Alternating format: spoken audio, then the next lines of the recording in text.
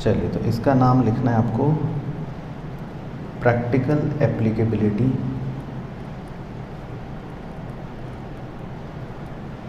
Of accounting standards. Practical applicability of accounting standards, ठीक है जी। तो इसमें हमसे क्वेश्चन लगभग 20 नंबर का पूछ सकता है, मतलब इसकी वेटेज जो है एग्ज़ाम में 20 नंबर तक जा सकती है और लगभग चली ही जाती है। 5 नंबर के 4 पार्ट्स, 5 नंबर के 4 पार्ट्स जो हैं वो इसके आते हैं, ठीक है। तो इसका नाम है practical applicability of accounting standards, मतलब हमें अकाउंटिंग स्टैंडर्ड्स जो हैं उनके बारे में पढ़ना होता है और उसकी प्रैक्टिकल एप्लीकेबिलिटी होती है। तो वैसे तो टोटल कितने अकाउंटिंग स्टैंडर्ड्स हैं? 27, लेकिन इसमें आपको सारे 27 नहीं पढ़ने, कुछ पढ़ने है ना। तो हम कोशिश करेंगे आज 3 के बारे में डिस्कस करें आपके साथ, आज का टारगेट हमारा है। तो पहले हम हेडिंग डालते हैं AS1, अकाउंटिंग स्टैंडर्ड 1। इसका नाम है disclosure of accounting policies. Disclosure of accounting policies, accounting policies का डिस्क्लोजर है ना, ऐसे अगर इसका नाम देखें तो इसमें कुछ छोटे छोटे पॉइंट्स हैं, छोटा सा AS है। पहला पॉइंट है अकाउंटिंग पॉलिसी, अकाउंटिंग पॉलिसी। तो इसको इसमें डैश डाल के लिखना है, these are specific accounting principles, these are specific accounting principles and methods of applying such principles, and methods of applying such principles in preparation and presentation, in preparation and presentation of financial statements, in preparation and presentation of financial statements। तो accounting policy क्या होती है, ये आपने वैसे पहले भी लिखा था इंट्रोडक्शन में कि जो भी कुछ स्पेसिफिक नियम होते हैं है ना, स्पेसिफिक पॉलिसी प्रिंसिपल्स होते हैं मतलब, या तरीके होते हैं, मेथड्स, उन्हें हम अकाउंटिंग पॉलिसी कह सकते हैं। जैसे एक छोटा सा एग्जांपल आप लिख सकते हो, example valuation of investments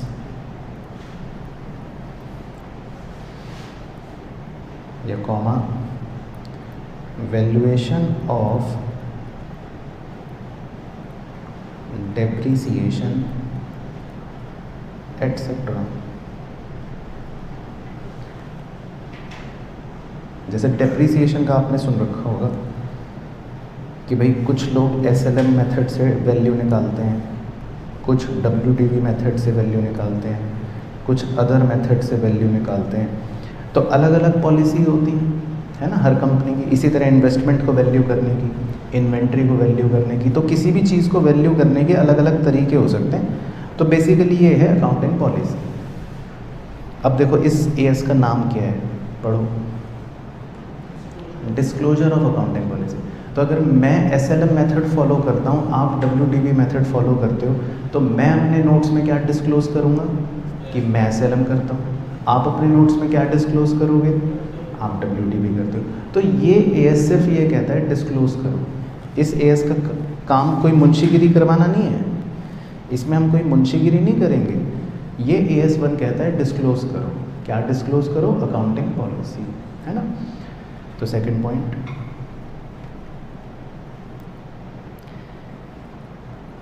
all the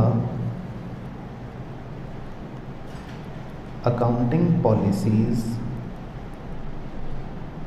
comma, significant in nature, comma, should be disclosed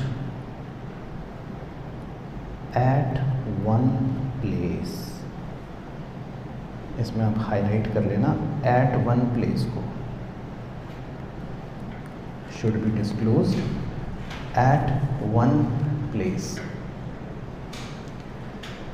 तो at one place का मतलब है कि भाई जैसे आपने अपने स्टेटमेंट्स बना लिए, ठीक है, P&L बना लिया, बैलेंस शीट बना ली, अब उसके नीचे आप क्या बनाओगे, नोट्स, है ना।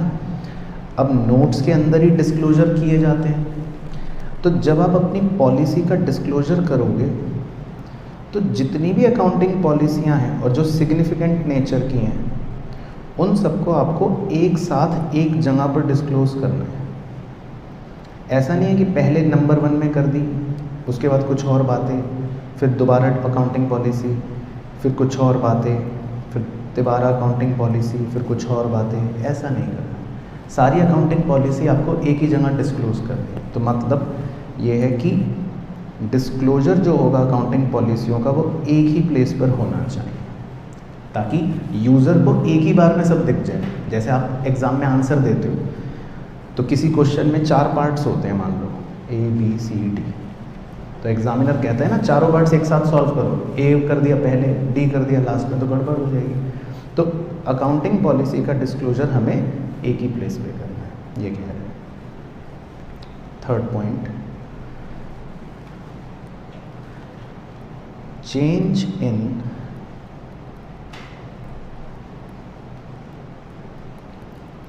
अकाउंटिंग पॉलिसी, ब्रैकेट में लिख लो, ऑल्सो इन AS5। AS5 में भी ये कवर होगा, लेकिन अभी दोबारा हेडिंग मतलब डाल लेते हैं, चेंज इन अकाउंटिंग पॉलिसी। तो क्या अकाउंटिंग पॉलिसी चेंज हो सकती है? हो सकती है, आपने पढ़ रखा है इंट्रोडक्शन में भी, है ना। तो इसमें लिखते हैं कि accounting policy can be changed, accounting policy can be changed, dash डाल के बताओ कब कब। हाँ, इफ लॉ रिक्वायर्स, जब लॉ बोले तो,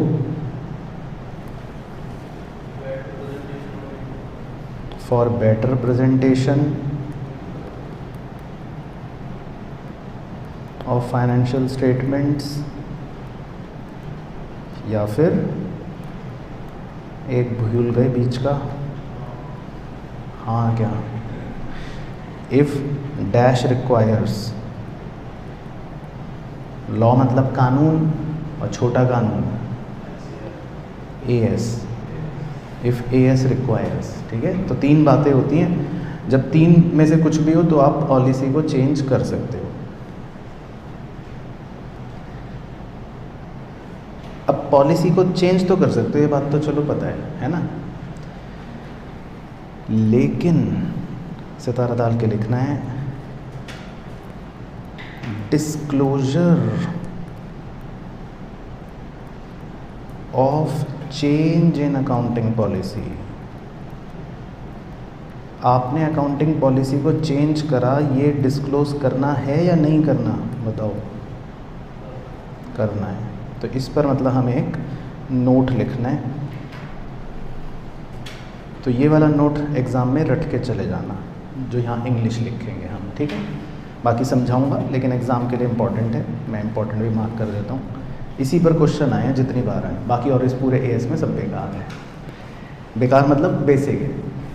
तो disclosure of change in accounting policy, तो इसमें लिखते हैं कि क्या कह रहा है कि भाई any change in accounting policies, any change in accounting policies which has a material effect in current period or which is reasonably expected to have a material effect in later period should be disclosed. Should be disclosed. Full stop. और next line में in case of change in accounting policies, in case of change in accounting policies, comma, which has a material effect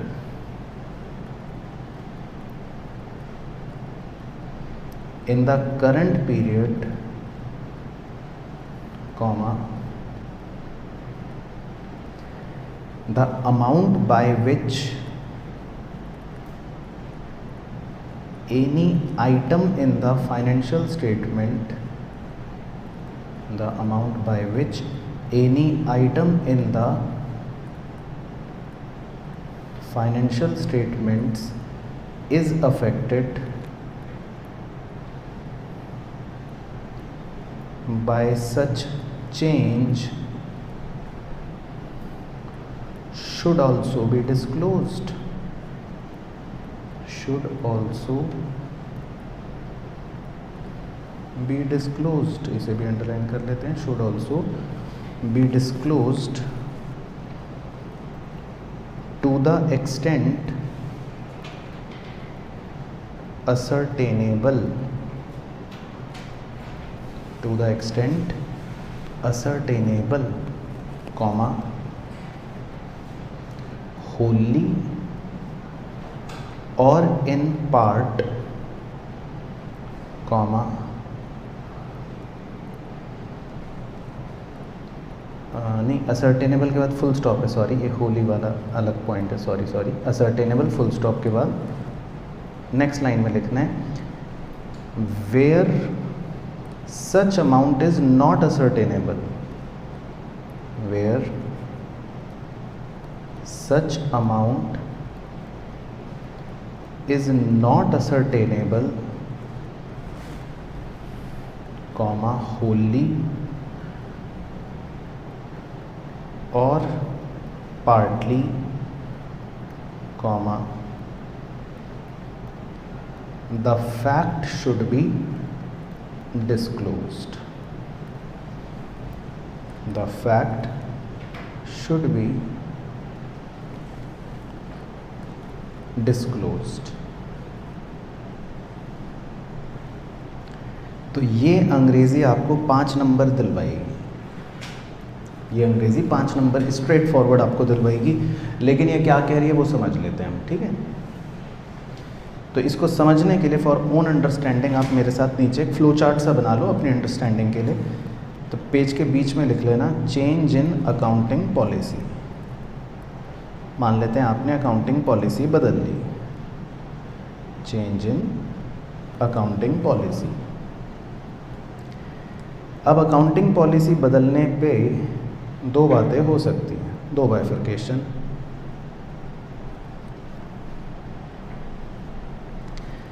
पहली बात तो ये कि material in current period, कि current period में इसका प्रभाव सिग्निफिकेंट है. मटेरियल का मतलब तो पता है ना आपको, इम्पॉर्टेंट है ना. मटेरियलिटी प्रिंसिपल पढ़ रखा है आपने. तो मटेरियल मतलब इम्पॉर्टेंट. तो अगर इस चेंज का प्रभाव इम्पॉर्टेंट है करंट पीरियड में, या तो ये हो सकता है, या फिर अंग्रेज़ी कह रही है कि भाई non material in current period, non material in current period but ascertainable ascertainable in letter period, यानी कि अभी तो इम्पोर्टेंट नहीं है लेकिन उसका प्रभाव भविष्य में दिखेगा। तो दो बातें हो सकती हैं कि या तो आपने चेंज करा और उसका इफेक्ट आपको पता है इसी साल से इम्पॉर्टेंट है, या फिर आपने चेंज करा और इस साल तो इम्पॉर्टेंट नहीं है लेकिन भविष्य में आपको लगता है कि इम्पॉर्टेंट हो जाएगा, असर्टेन करना पड़ेगा। तो पहले अगर हम मटेरियल इन करंट पीरियड की बात करें तो इसमें अंग्रेज़ी ये कह रही है कि भाई जो भी आपने पॉलिसी में चेंज करा तो उससे आपकी फिगर्स भी बदल जाएंगी। जैसे मैं एक सिंपल एग्जांपल लेता हूँ, आप पहले SLM मेथड फॉलो करते थे और उसकी जगह आप WDV पर आ गए तो डिप्रिसिएशन का अमाउंट बदल जाएगा। तो मटेरियल इन करंट पीरियड में पहला बाइफर्केशन लिखना है अमाउंट असर्टेन्ड, अमाउंट असर्टेन्ड कि मतलब कितना रुपए या कितनी मॉनेटरी वैल्यू प्रभावित हुई वो अमाउंट आपको पता है या निकाल सकते हो, अमाउंट असर्टेन्ड। और या फिर नॉट असर्टेन्ड, या फिर आप अमाउंट नहीं निकाल सकते। तो देखो कितनी अच्छी बात कही है AS1 ने। तो अगर आप अमाउंट को असर्टेन कर सकते हो, कर लोगे, तो फिर तो उसको डिस्क्लोज कर दो, है ना, amount to be disclosed, amount to be disclosed कि आपने कोई पॉलिसी में चेंज करा और उस पॉलिसी के चेंज की वजह से आपको पता लग गया कि भाई 20,000 रुपये का इफेक्ट पड़ रहा है, तो आप रिकॉर्ड कर दोगे, डिस्क्लोज कर दोगे कि 20,000 रुपये कम हो गया। लेकिन अगर आपको अमाउंट नहीं डिस्क्लोज नहीं असर्टेन कर पा रहे, आपको नहीं पता कि कितने रुपए का प्रभाव पड़ रहा है ना, तो फिर आपको अमाउंट डिस्क्लोज करने की ज़रूरत नहीं है, तब फैक्ट टू बी डिस्क्लोज्ड, तब सिर्फ आप इस बात को डिस्क्लोज कर दो, क्योंकि अमाउंट तो अब आप डिस्क्लोज कर ही नहीं सकते, अमाउंट तो आपको पता ही नहीं चला है, तो सिर्फ तब क्या डिस्क्लोज करना है, फैक्ट। तब आप ये बात डिस्क्लोज कर दोगे कि हमने चेंज करा है, लेकिन उस चेंज का अमाउंट क्या फ़र्क पड़ रहा है वो नहीं पता।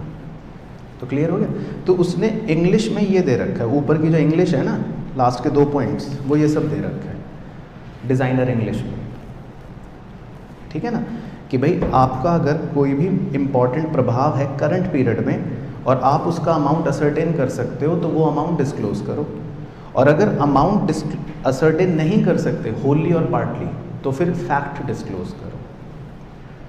अच्छा, दूसरी तरफ आ जाते हैं कि भाई कोई पॉलिसी में आपने चेंज करा जो करंट पीरियड में तो इम्पॉर्टेंट नहीं है लेकिन भविष्य में हो सकता है आपको असर्टेन करना पड़े, लग रहा है, तो उसमें बस एक ही बात लिखनी है कि fact of such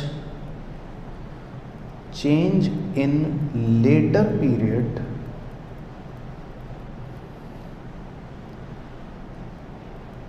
to be disclosed in current period, to be disclosed in current period। तो इसमें भी बस हम फैक्ट जो है उसको डिस्क्लोज कर देंगे कि हम भविष्य में कुछ परिवर्तन करने वाले हैं, ये फैक्ट आप डिस्क्लोज कर दोगे। और ये फैक्ट कहाँ डिस्क्लोज करोगे, करंट पीरियड में, मतलब आप इसी साल के फाइनेंशियल स्टेटमेंट में डिस्क्लोज करोगे कि हम 2 साल बाद बदलने वाले हैं, ठीक है ना। तो आपको अगर अभी बदलना नहीं है, भविष्य में बदलना है, तो ये बात भी यूज़र को बतानी पड़ेगी।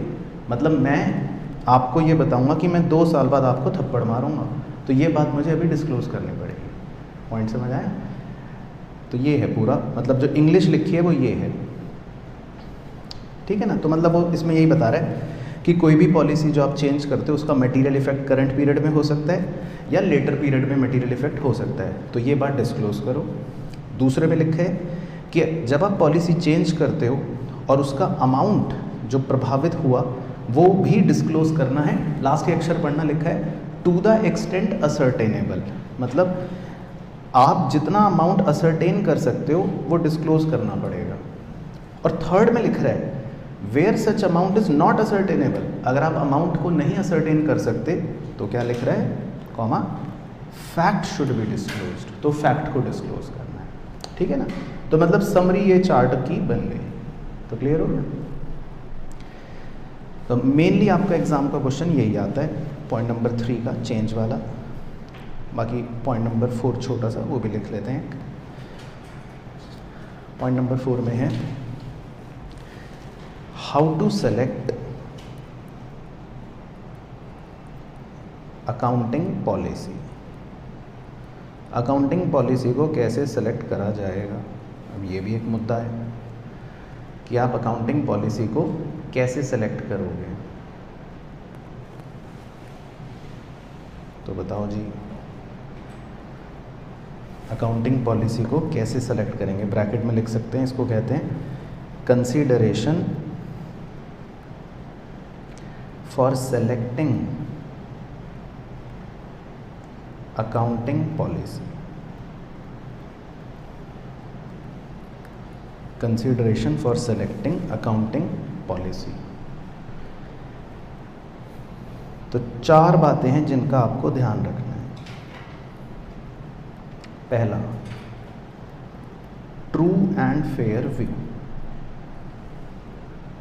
तो इसमें तो मैं आपको क्या ही सिखाऊं, आप खुद ऑडिट पढ़ने वाले बच्चे हो, तो ऑडिट में आपने शायद ये टर्म सुना हो पहली बार, लेकिन फिर भी अकाउंट्स में भी बता देता हूँ। ट्रू एंड फेयर व्यू का मतलब है आप वो पॉलिसी को सेलेक्ट करोगे जिसमें आपको लगता है कि फाइनेंशियल स्टेटमेंट्स की प्रेजेंटेशन बिल्कुल सच होगी और मतलब उसमें कोई भी चीज़ छुपी हुई नहीं होगी। ट्रू एंड फेयर व्यू, तो वो पॉलिसी हम चुनेंगे।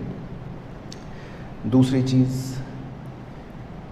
मैटीरियलिटी। मैटीरियलिटी प्रिंसिपल का ध्यान रखेंगे। अब मैटीरियलिटी प्रिंसिपल क्या होता है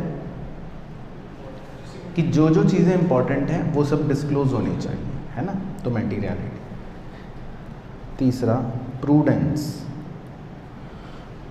प्रूडेंस प्रिंसिपल या प्रूडेंस कॉन्सेप्ट का भी ध्यान रखेंगे। प्रूडेंस कॉन्सेप्ट क्या होता था,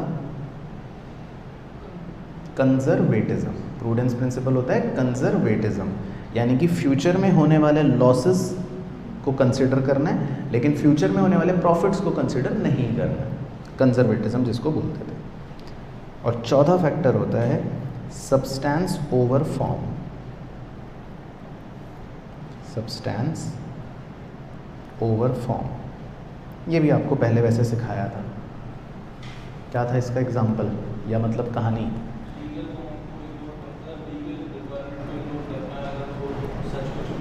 हाँ, तो हमें सच्चाई को ज़्यादा इम्पोर्टेंस देनी है as compare to legal form. कानून की जो मतलब बात है, अगर वो सच्चाई को छुपा रही है तो हमें उसको कम इम्पोर्टेंस देनी है, हमें सच को ज़्यादा दिखाना है। तो इसका एग्जांपल भी मैंने बताया था कि लेट से आपने 27 मार्च को एक बिल्डिंग परचेज करी और उस बिल्डिंग की रजिस्ट्री लीगली आपके नाम पर हुई ऑन 5 अप्रैल। तो लीगल तौर पर आप बिल्डिंग के मालिक कब माने जाओगे? 5 अप्रैल को। अब पॉइंट ये आया कि जब ईयर का एंड होगा 31 मार्च, तो क्या आप अपनी बुक्स में बिल्डिंग शो करोगे, बुक्स ऑफ अकाउंट में?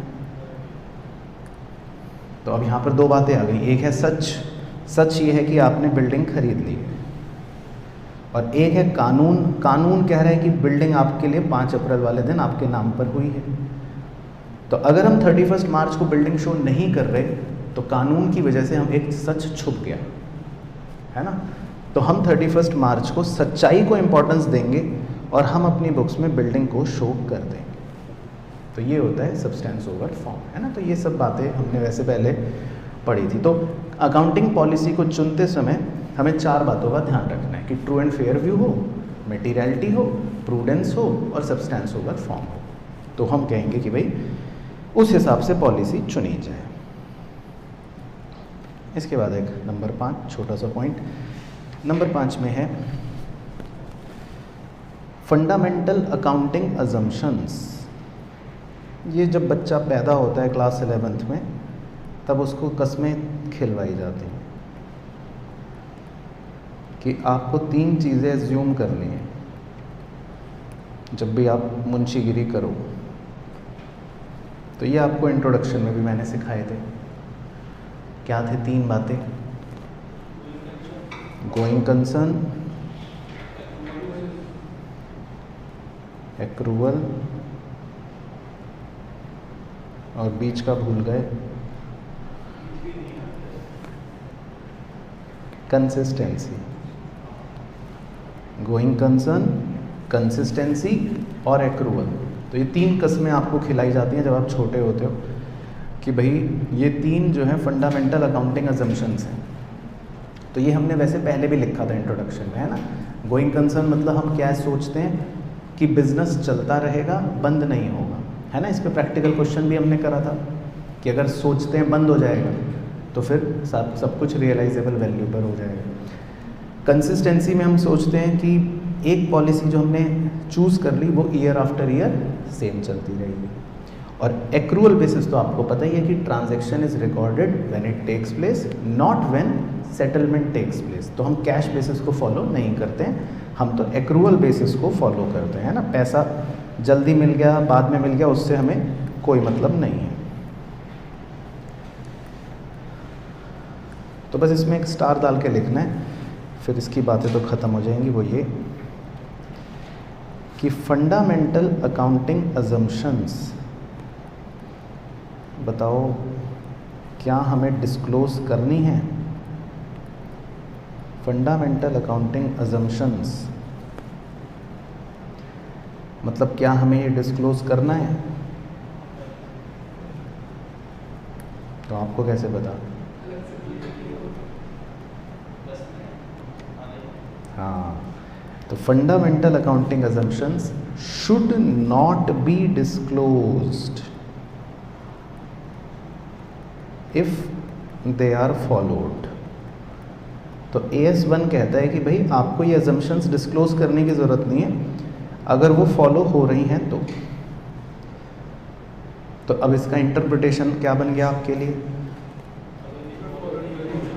हाँ, कि अगर ये फॉलो नहीं हो रही होंगी तब हम डिस्क्लोज करेंगे। तो AS1 ये कहता है कि अगर ये फॉलो नहीं हो रही होंगी तब आप डिस्क्लोज करोगे। अगर फॉलो हो रही है फिर तो अजम्पशन है, फिर तो हर कोई मुंशी मान के काम कर रहा है कि भाई ये हो रहा है, तो फिर इन्हें डिस्क्लोज करने की ज़रूरत नहीं।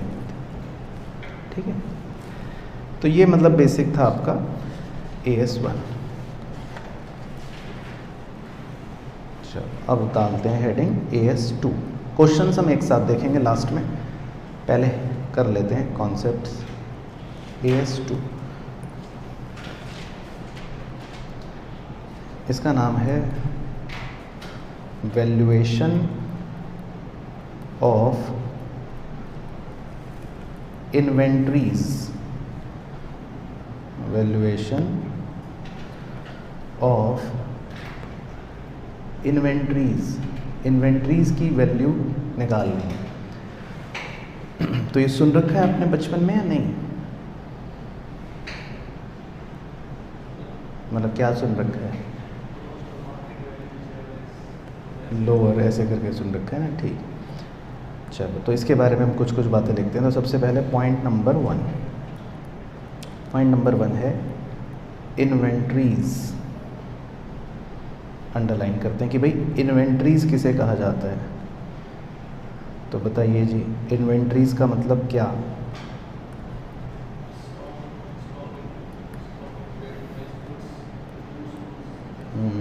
तो अब देखो, अब जैसे सिखाऊंगा ना इससे आपका ज्ञान प्रकाश बढ़ जाएगा। सबसे पहले लिखना है रॉ मटेरियल, तो लिखते रहो। उसके बाद लिखना है work in progress, work in progress. उसके बाद लिखना है फिनिश्ड गुड्स।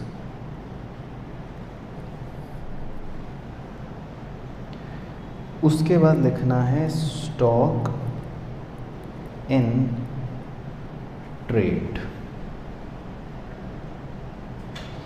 तो अब देखो, रॉ मटेरियल जो होता है उसको बोला जाता है held for consumption. Raw material कभी भी सेल के लिए नहीं होता। रॉ मटेरियल को हमेशा क्या बोलते हैं? हेल्ड फॉर कंजम्पशन, ठीक है ना।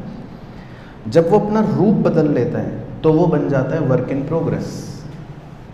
और फाइनली वर्क इन प्रोग्रेस जो होता है, जो अपने फाइनल रूप में आ जाता है, उसको क्या बोलते हैं हम? Finished goods. तो फिनिश्ड गुड्स जो होते हैं वो किस लिए रखे जाते हैं? बेचने के। तो जो ये पहले 3 तरह की इन्वेंट्री होती है ना, ये बेसिकली होती है मैन्युफैक्चरिंग एंटिटियों की, क्योंकि रॉ मटेरियल भी होगा, इनका वर्क इन प्रोग्रेस भी होगा, इनका फिनिश्ड गुड्स भी होगा। लेकिन स्टॉक इन ट्रेड जो होता है वो मैन्युफैक्चरिंग एंटिटी के लिए नहीं कहा जाता शब्द। स्टॉक इन ट्रेड का मतलब है कि ये ट्रेडिंग एंटिटीज़ हैं। जैसे चांदनी चौक में साड़ी की दुकान वाला, वो एक हाथ साड़ी खरीदता है और आगे ग्राहक को बेच देते हैं। वो ऐसा तो नहीं है कि सब कुछ साड़ी बना भी खुद रहा है, रॉ मटेरियल भी ला रहा है, नहीं, वो साड़ी खरीदता है, साड़ी बेचता है, जिसका ट्रेडिंग का काम है। तो उसकी इन्वेंट्री को स्टॉक इन ट्रेड कहते हैं। ठीक है, उसकी इन्वेंट्री को हम स्टॉक इन ट्रेड कहते हैं। तो शुरू की 3 इन्वेंट्रियाँ मैन्युफैक्चरिंग एंटिटी उसके लिए होती है, stock in trade trading entity के लिए होती है। अब ये तो हो गई 4 तरह की मेन इन्वेंट्री। 2 इन्वेंट्रियाँ गंदी इन्वेंट्री हैं, जिन्हें हम डाल तो देते हैं इन्वेंट्री के हेड के अंदर, पर वो बेकार है। क्या क्या? हाँ, लूज टूल्स और stores and spheres.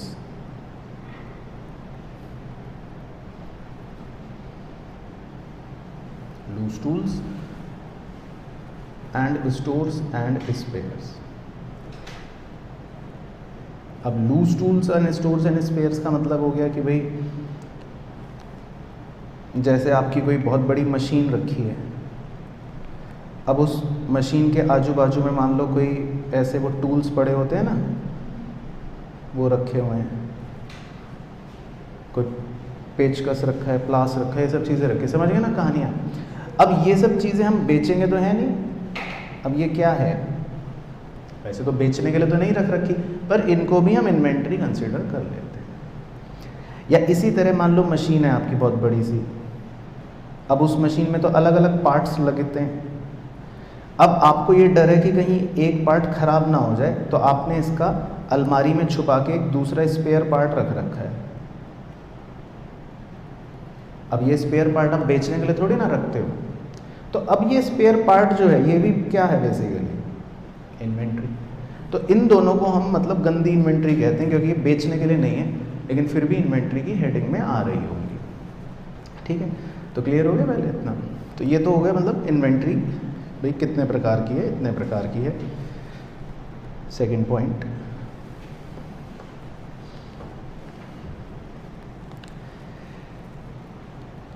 This AS is not applicable, this AS is not applicable dash डाल के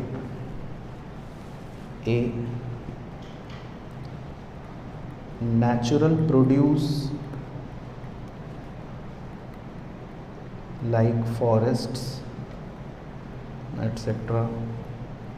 B livestock, मान लो आप भेड़ बकरियां पालते हो, भैंस चराते हो, तो वो सब इसमें कवर नहीं होंगे। C coals, iron mines etcetera. इस तरह का आपका कोई बिजनेस है, कोल माइंस वगैरह, वो सब इसमें कवर नहीं होते, उनके लिए अलग से अकाउंटिंग स्टैंडर्ड्स हैं, अलग से गाइडलाइंस हैं। D फाइनेंशियल इंस्ट्रूमेंट्स,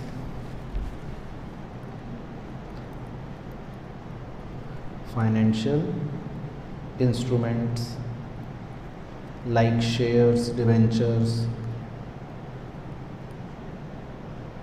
एटसेट्रा, इनके लिए अलग से अकाउंटिंग स्टैंडर्ड 13 है, इन्वेस्टमेंट वाला, तो ये सब इसमें कवर नहीं होंगे। E construction of building, construction contracts का अलग से एक अकाउंटिंग स्टैंडर्ड है, तो ये सब इसमें कवर नहीं होंगे। तो ये AS जो है मतलब इन पर एप्लीकेबल नहीं होगा। तो ये कुछ एक्सेप्शन बातें हो गई। Point number 3, basis of valuation of inventory, कि भाई अब आखिर इन्वेंट्री वैल्यू होगी कैसे, ये अकाउंटिंग स्टैंडर्ड क्या कहता है। Basis of valuation of inventory, तो ये अकाउंटिंग स्टैंडर्ड क्या कहता है बताओ उत्कर्ष भाई।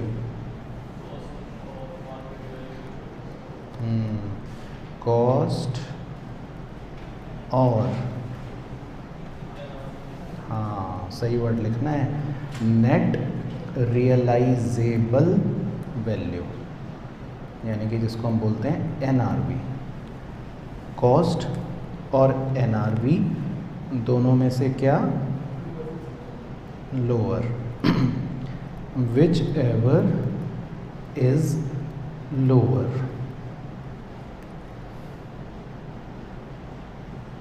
विच एवर इज लोअर, और उसके नीचे लिखना है on individual basis, on individual basis. ये मैं एग्जांपल में समझाऊंगा अभी, लेकिन मोटा मोटा रूल सही हो गया कि कॉस्ट और NRV which ever is lower और ऑन इंडिविजुअल बेसिस, ये हम अभी एग्जांपल में समझेंगे। फिर इसके बाद सितारा डाल के लिखना है कॉस्ट। कॉस्ट का क्या मतलब है भाई, यहाँ पर एक कॉस्ट टर्म आई, तो कॉस्ट का क्या मतलब है। कॉस्ट का मतलब होता है परचेज प्राइस। मान लेते हैं आपने 100 रुपये का रॉ मटेरियल खरीदा, purchase price plus direct labour, अब उस पर मजदूर से काम करवाया आपने, तो वो भी उस इन्वेंट्री की लागत में ही जुड़ेगा, और प्लस अदर कॉस्ट, कुछ और अगर आपने खर्चा करा उसी इन्वेंट्री पर तो वो भी उसकी लागत में ही जुड़ जाएगा। तो मतलब लागत का मतलब एक वाइडर टर्म है, ये मतलब है। कॉस्ट का मतलब एक वाइडर टर्म है, जो हम एग्जांपल में ये भी सीखेंगे वैसे तो, है ना। और एनआरवी का क्या मतलब है, एनआरवी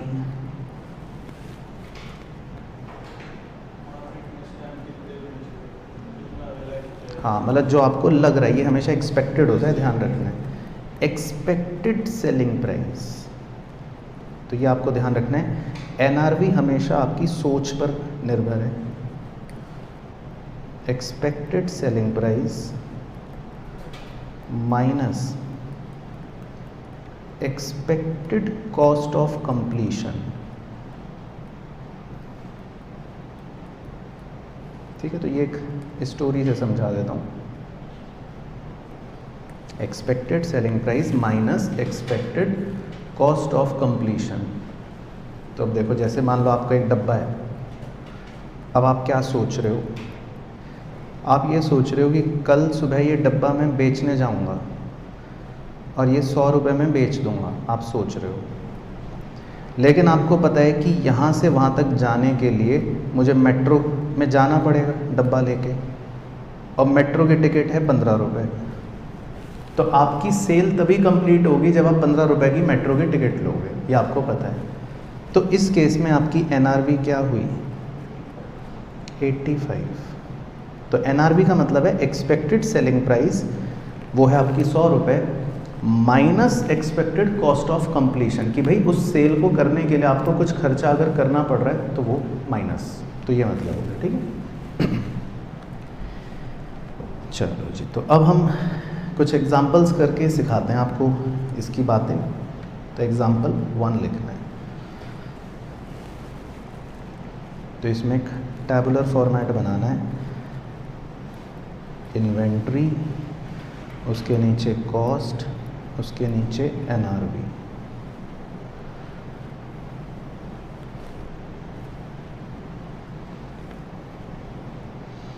इन्वेंट्री में लिखना है type A, type B, C, D, E और टोटल।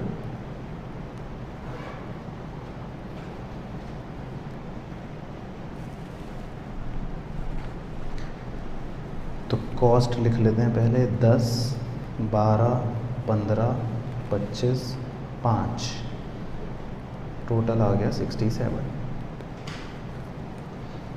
NRV लिख लेते हैं 8, 10, 14, 12, 35, NRV आ गई 79। Find value of inventory. तो बताओ जल्दी से आंसर।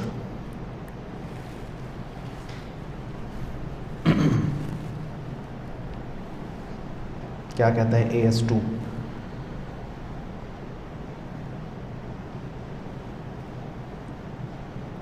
सोचो,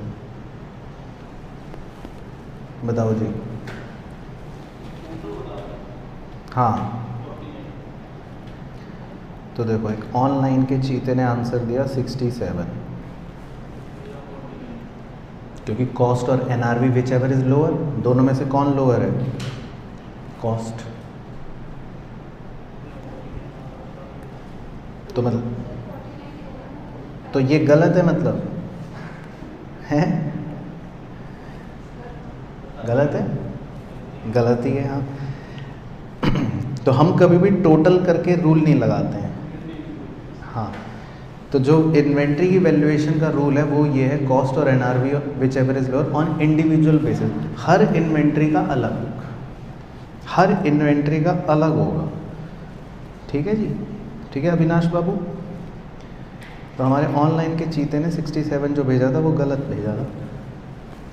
तो हर टाइप में आपको देखना है विच एवर इज लोअर, 8, 10, 14, 12 और 5।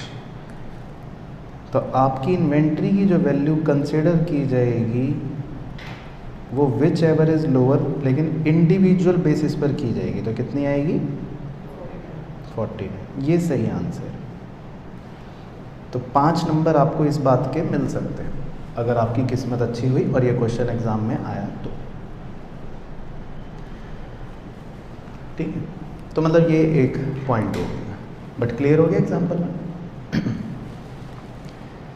एग्जाम्पल 2, इसमें लिख लो, इसमें ड्राइंग बना लो। 31 मार्च हमारे पास कुछ स्टॉक है, उसकी कॉस्ट है लेट से 15 रुपये। अब हम सोच रहे हैं, क्या सोच रहे हैं कि 7 अप्रैल को इनकी NRV होगी 14 रुपये। ये सोच रहे हैं, NRV बताया था ना, ये आपकी सोच पर निर्भर करता है, क्या सोच रहे हो आप। हम सोच रहे हैं कि इनकी NRV 14 अप्रैल को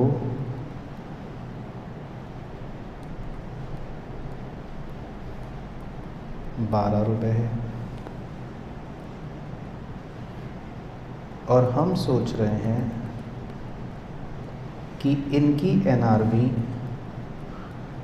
28 अप्रैल को 11 रुपये। हम मान लो ये सोच रहे हैं, 31 मार्च वाले दिन खड़े होके आंख बंद करके हम सोच रहे हैं। अब भाई नीचे सॉल्यूशन लिखते हैं। अब हमें तो 31 मार्च को वैल्यू करनी है, वैल्यू ऑफ स्टॉक, और वैल्यू ऑफ स्टॉक का नियम है भाई कॉस्ट और NRV which ever is lower, है ना। अब कॉस्ट तो मुझे पता है 15 रुपये है, लेकिन NRV क्या लूँगा इस पर मुद्दा बन गया। विच एवर इज लोअर तो चलो हो ही जाएगा। तो आपको सारा खेल समझ आया, पूरा क्वेश्चन बनाया है इस पर, इस नीले बक्से में क्या आएगा, है ना। ये पूरा एग्जाम्पल जो क्रिएट करा है ये नीले बक्से के लिए करा है कि नीले बक्से में आप क्या करोगे, किससे कंपेयर करोगे। तो इस पर आपका क्या विचार है, पहले आप बताओ।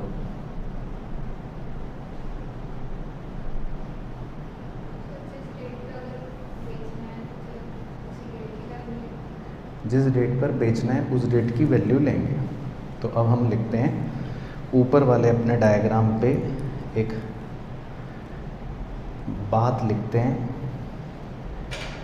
कि हमें लग रहा है एक्सपेक्टेड डेट ऑफ सेल, कौन सा दिन लग रहा है, 28 अप्रैल। ठीक है, हमें लग रहा है कि हमारा सामान 28 अप्रैल वाले दिन बिकेगा। ठीक है, हमें ये लग रहा है। तो फिर जब हम कॉस्ट के साथ एनआरवी कंपेयर करने के लिए एनआरवी लेंगे तो कौन सी लेंगे, 28 अप्रैल की। तो फिर जो बीच की 2 एनआरवी दे रखी हैं वो बेकार हो। ठीक है, तो ये पूरा क्वेश्चन केस स्टडी के तौर पे पूछते हैं, लेकिन मैंने इसको डायग्रामेटिकली समझा दिया, बट समझ आ गया ना। तो हम कंपेयर करने के लिए कौन से दिन की ही एनआरवी लेंगे, जिस दिन हमारी एक्सपेक्टेड सेल होने का हमें लग रहा है 11। बस, तो ये था, मतलब तो ये कोई क्वेश्चन नहीं था, ये तो बस आपको एक ऐसी समझाने के लिए बना लिया। तो हम मतलब एनआरवी भी उस दिन की लेंगे जिस दिन हमें एक्सपेक्टेड सेल लग रही है। बस, तो ये मतलब है। तो क्लियर हो गया एग्जाम्पल। चलो उसके बाद एग्जाम्पल 3। तो एग्जाम्पल 3 में लिख लेते हैं जी, cost per bag is equal to ₹180। मान लेते हैं एक बैग की लागत है 180। सेलिंग प्राइस पर बैग, सेलिंग प्राइस है 187। सेलिंग एक्सपेंस पर बैग मान लेते हैं जी ₹10। Find value of inventory, bracket में लिखा है 10,000 बैग्स। चलो बताओ जल्दी से, 5 सेकंड है आपके पास। तो आपको 10,000 बैग की वैल्यू बतानी है।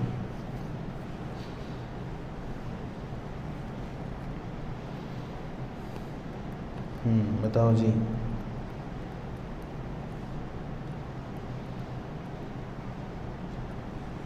क्या है रूल, क्या है, कॉस्ट और NRV which ever is lower. तो आपके एक बैग की कॉस्ट कितनी है, 180, वो तो दे ही रखा है। और एक बैग की NRV कितनी है,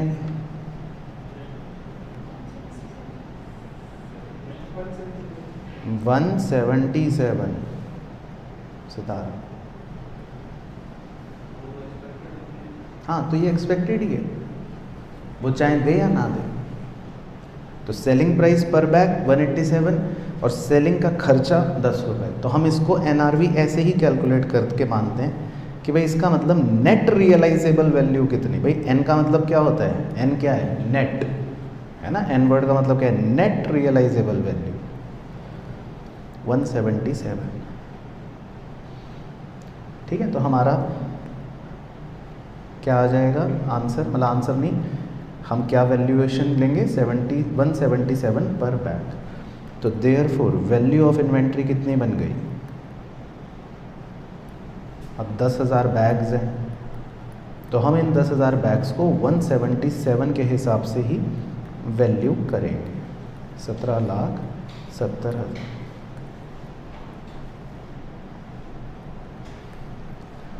ठीक है, तो समझ आया आपको। तो पहले छोटे एग्जांपल्स क्लियर हो गए 3।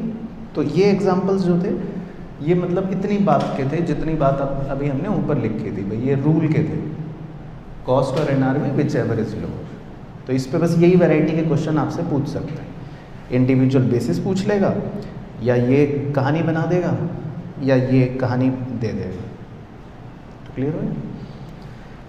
चलो अब इसके बाद अगला पॉइंट लिखते हैं। अगले पॉइंट का नंबर है हमारा नंबर 4। पॉइंट नंबर 4, तो इसमें आप थोड़ा फ्लो चार्ट बना कर लिखना, पेज के बीचों बीच इन्वेंट्री,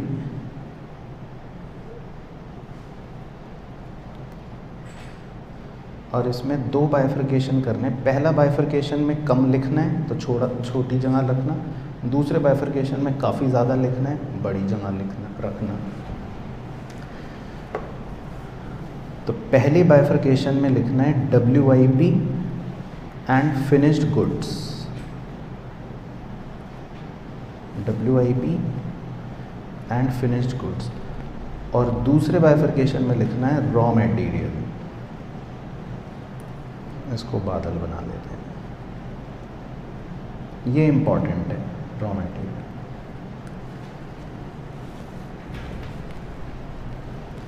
तो WIP और फिनिश्ड गुड्स।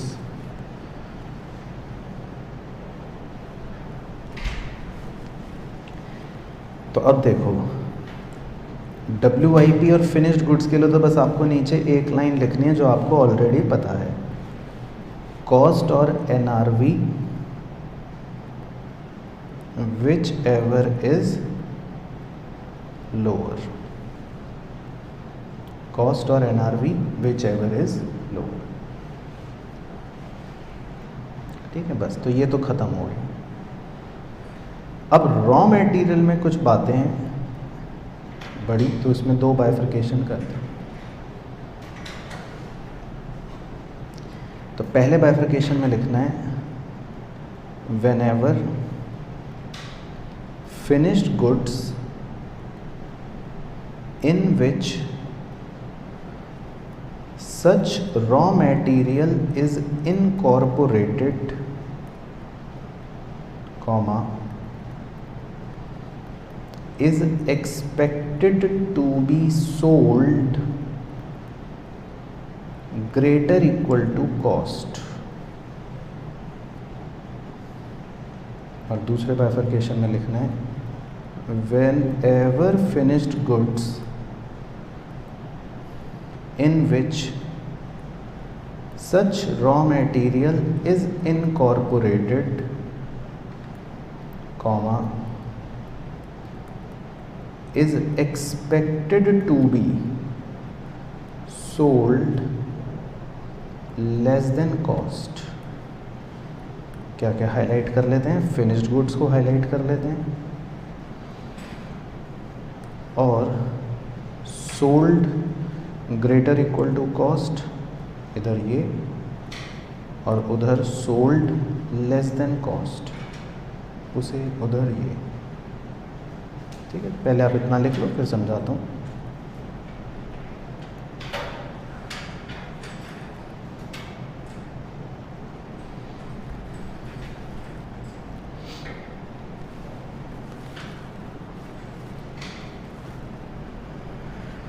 ठीक है, तो पहले इतना लिख लो। चलो अब देखो इसका क्या मतलब, अब आप लिखना कुछ मत, बस सुनते रहना। जो रॉ मटेरियल होता है उसमें क्या दिक्कत है वो बताता हूँ। मान लो हमारा कुछ रॉ मटेरियल पड़ा है और आज 31 मार्च का दिन है, अब हमें वैल्यूएशन करनी है। तो नॉर्मल वैल्यूएशन तो कह रही है कि भाई इसकी कॉस्ट क्या है, कॉस्ट मतलब लागत, कितने का खरीदा। तो हमने सोचा जी 10 रुपये, हम सोचा क्या, हमें तो पता है कितने का खरीदा, कॉस्ट तो हमें पता है।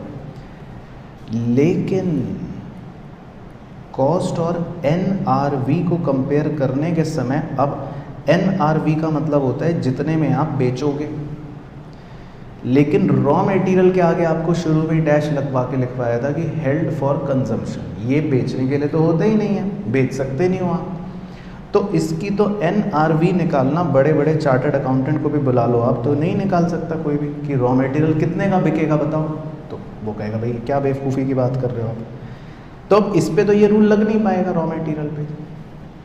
तो अब देखो रॉ मटेरियल को इसलिए कैसे वैल्यू करते हैं, हम ये देखते हैं कि ये रॉ मटेरियल जो है ये अल्टीमेटली किसी ना किसी फिनिश्ड गुड्स के अंदर ही खपने वाला है। भाई रॉ मटेरियल का काम क्या है कि वो कहीं ना कहीं किसी फिनिश्ड गुड्स के अंदर जाके खप जाएगा। तो अब हमें ये चेक करना होता है कि ये जो फिनिश्ड गुड्स है, लेट से ये फिनिश्ड गुड्स की कॉस्ट है 500 रुपये, इसको बनते बनते 500 रुपये लग गए इस फिनिश्ड गुड्स को।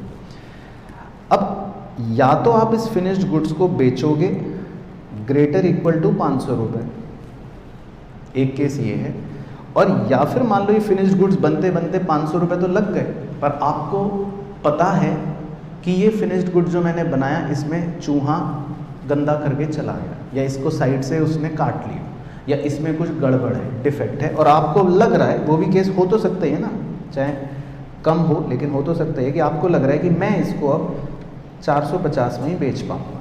You are expected to be sold lower than cost. तो पहले आपको स्टोरी समझ आई। तो फिनिश्ड गुड्स कितने का बिकेगा इस बात पर निर्भर करेगी रॉ मटेरियल की वैल्यू। ये है पॉइंट कि फिनिश्ड गुड्स कितने का बिकने वाला है, इस बात पर उसके अंदर के खाद्य पदार्थ की वैल्यू निर्भर करेगी।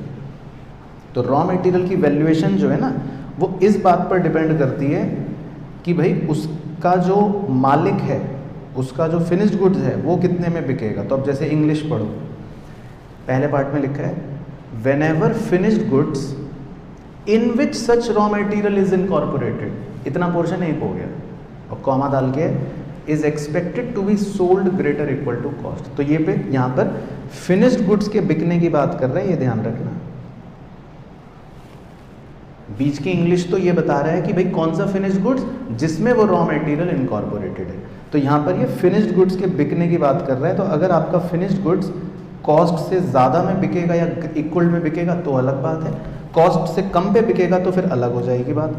तो अब हमें दोनों में रूल्स लिखने हैं कि भाई रूल्स क्या हैं, बट आपको पहले कंटेक्स्ट समझ आ गया कि क्या हो रहा है। तो दोनों के रूल्स लिखते हैं। तो पहले में तो कोई दिक्कत नहीं है, पहले में तो हम सिंपल कह देते हैं भैया raw material is valued at cost. छुट्टी, कौन दिमाग लगाए। तो रॉ मटेरियल जो है वो सीधा 10 रुपये का वैल्यू हो जाएगा, है ना, जो भी उसकी कॉस्ट थी। तो raw material is valued at cost. तो ये बन गया आपका answer.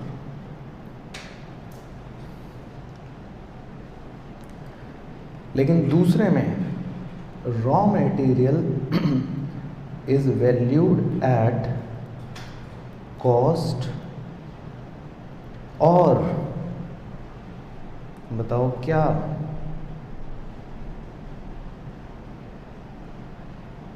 Which ever is lower. बाद में ये भी आएगा, मारो तुक्का, कॉस्ट और सेलिंग प्राइस। Very good. तो इसका मतलब तुमने मेरे 5 मिनट बर्बाद कर दिए। रॉ मटेरियल की कौन सी सेलिंग प्राइस है? फिनिश्ड वाला तो बिकेगा 450 का, रॉ मटेरियल तो है 10 रुपये का। अच्छा, तो रॉ मटेरियल की कॉस्ट को फिनिश्ड गुड्स की सेलिंग प्राइस से कंपेयर करेंगे, क्या लॉजिक हुआ? वो तो और गलत हो गया, वो तो और बेवकूफ़ी हो गई सीए साहब की। तो अब देखो नया शब्द आने वाला है, इसीलिए इतनी हाइप बनाई है। तो raw material is valued at cost और रिप्लेसमेंट प्राइस। कॉस्ट और replacement price which ever is lower. NRV नहीं लिख सकते, रॉ मटेरियल की क्या एनआरवी आपको पता है। तो कॉस्ट और replacement price which ever is lower. ठीक है, ध्यान रखना, एनआरवी नहीं, एनआरवी तो पता ही नहीं है रॉ मटेरियल की, मैं तो पहले ही लिख देते वो तो एनआरवी तो। अच्छा, अब इस पे स्टार लगा लेते हैं। बच्चा कहता है भाई रिप्लेसमेंट प्राइस क्या होती है, कौन सी चिड़िया है, तो वो यहाँ लिख लेते हैं रिप्लेसमेंट प्राइस। हालांकि ये सिखा रखा है आपको, मतलब एक बार किसी एक्सप्लेनेशन में समझा रखा है। करंट कॉस्ट वैल्यूएशन के 4 प्रिंसिपल थे, उसमें करंट कॉस्ट करके था। तो चलो करंट कॉस्ट बताओ क्या समझाई थी। हाँ, कि कितने का मिलेगा, बिल्कुल उसी को रिप्लेसमेंट प्राइस कहते हैं। तो मतलब ऐसे हिंदी में लिख लो, रिप्लेसमेंट प्राइस का मतलब है कि भाई आजकल मार्केट में सिमिलर रॉ मटेरियल कितने का है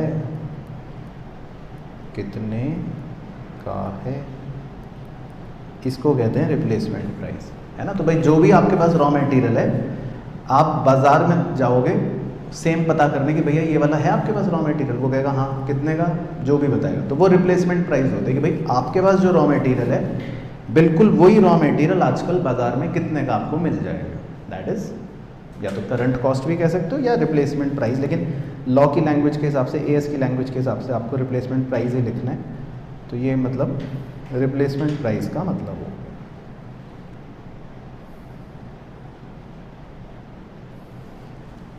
ठीक है, तो क्लियर हो गई कहानी। तो रॉ मटेरियल को वैल्यू करने के लिए मतलब हम थोड़ा सा सतर्क रहेंगे, हम देखेंगे कि उसका फिनिश्ड गुड्स कितने का बिक रहा है।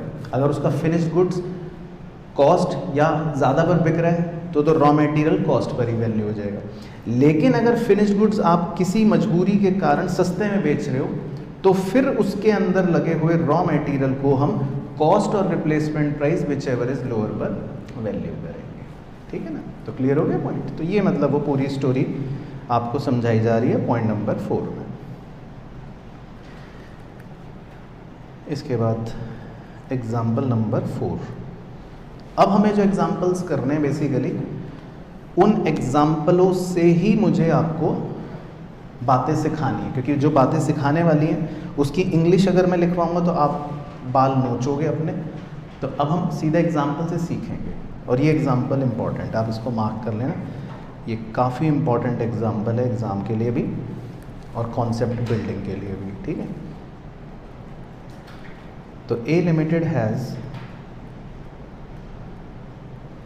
1000 यूनिट्स ऑफ पेन। मान लेते हैं ए लिमिटेड के पास 1000 यूनिट्स हैं पेन के। ठीक है, कहानी बना रहे हैं हम, कुछ और बातें लिखते हैं। Number 1, purchase price is equal to ₹4 per unit, और ब्रैकेट में लिखा है परचेज्ड 10,000 यूनिट्स। आपने 10,000 पेन खरीदे थे। ठीक है, और थोड़ा कोशिश करते रहो, इमेजिन करते रहो कि मतलब क्या हो रहा है। तो हम 10,000 पेन खरीदने गए और एक पेन कितने का खरीदा हमने, 4 रुपये का। ठीक है, ऐसे सोचते हुए रहना साथ साथ। Number 2, direct labour. अब इस पेन पर हमने जो भी खर्चा करा होगा लेबर का करा, मान लेते हैं वो है 30,000 रुपये। तो हमने कुछ भी करा पेन का, उसको आपको नहीं सोचना क्या करा, जो भी करा हमने लेबर पर 30,000 रुपये खर्च कर दिए। Number 3, variable production overhead. Cost accounting आपने थोड़ा बहुत अगर सुन रखा हो, ओवरहेड भी एक्सपेंसेस को ही कहते हैं, और वेरिएबल मतलब होते हैं जो आपके प्रोडक्शन यूनिट्स के हिसाब से वेरी करेगा। ज़्यादा बनाओगे तो ज़्यादा लगेगा, कम बनाओगे तो कम लगेगा। तो हमारे मान लेते हैं 10,000 रुपये इस पर टोटल इन ऑल खर्च हो गए, वेरिएबल प्रोडक्शन ओवरहेड। उसके बाद number 4, fixed production overhead. Fixed production overhead. अब फिक्स्ड प्रोडक्शन ओवरहेड जो है लिख लेते हैं पहले 70,000, और ब्रैकेट में लिखा है नॉर्मल कैपेसिटी 14,000 यूनिट्स। अब देखो फिक्स्ड प्रोडक्शन ओवरहेड क्या होता है, इसको अगर मैं समझाऊं, मतलब आपको वैसे तो पता होगा हल्का हल्का, लेकिन फिर भी। अब जैसे मान लो हम क्लास लगाने के लिए यहाँ पर प्रोजेक्टर ऑन करते हैं कि भाई 1 घंटे की क्लास है, लेट से। ठीक है, तो हमें पता है कि भाई 1 घंटा प्रोजेक्टर अगर ऑन करके रखेंगे तो हमारे लेट से 100 रुपये खर्च हो जाएंगे। ये फिक्स्ड हो गया। ठीक है, अब चाहे हम क्लास में 1 बच्चे को पढ़ाएं या 100 बच्चे को पढ़ाएं, तो ये प्रोजेक्टर का 1 घंटे का खर्चा फिक्स रहने वाला है। तो हम क्या करते हैं, हम एक नॉर्मल कैपेसिटी पर इसको मतलब मानते हैं कि अगर मान लो हम कैपेसिटी की बात करें, क्षमता की बात करें कि भाई क्लास में नॉर्मल कैपेसिटी है 100 बच्चों की, 100 स्टूडेंट्स की, तो हम ये फिर मान के ही चलते हैं कि पर बच्चा 1 रुपये चलो अप्रोप्रिएट हो रहा है। अब चाहे एक बच्चा बैठा हो, चाहे 10 बच्चे बैठे हो, चाहे 20 बच्चे बैठे हो, हम नॉर्मल मानते हैं कि अगर कैपेसिटी 100 बच्चे की है और 1 घंटे की क्लास में प्रोजेक्टर 100 रुपये खर्च करने वाला है, तो ये फिक्स्ड रहेगा, है ना। फिक्स्ड ओवरहेड का मतलब हो गया ये फिक्स रहेगा। दूसरी चीज़ें वेरी कर जाएंगी मान लो, तो समझ आ गया ना। वेरिएबल ओवरहेड अलग होता है, फिक्स्ड ओवरहेड अलग होता है। तो ये खर्चे हो गए। उसके बाद नंबर 5 स्टोरेज कॉस्ट। फिर हमने डब्बे अपने या पेन जो हैं इन्हें स्टोर करा, 5000 रुपये लेट से उस पर लग गए। और नंबर 6 एडमिनिस्ट्रेशन कॉस्ट। थोड़ा बहुत एडमिनिस्ट्रेशन पर मान लेते हैं 3000 रुपये खर्च हो गए। फाइंड वैल्यू ऑफ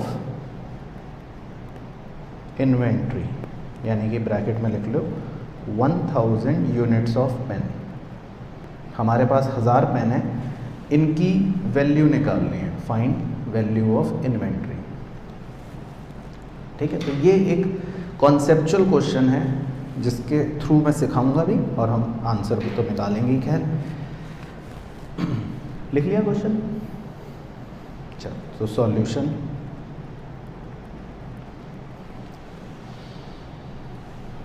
तो देखो सबसे पहले हम शुरू से ऊपर से शुरू करेंगे, ठीक है।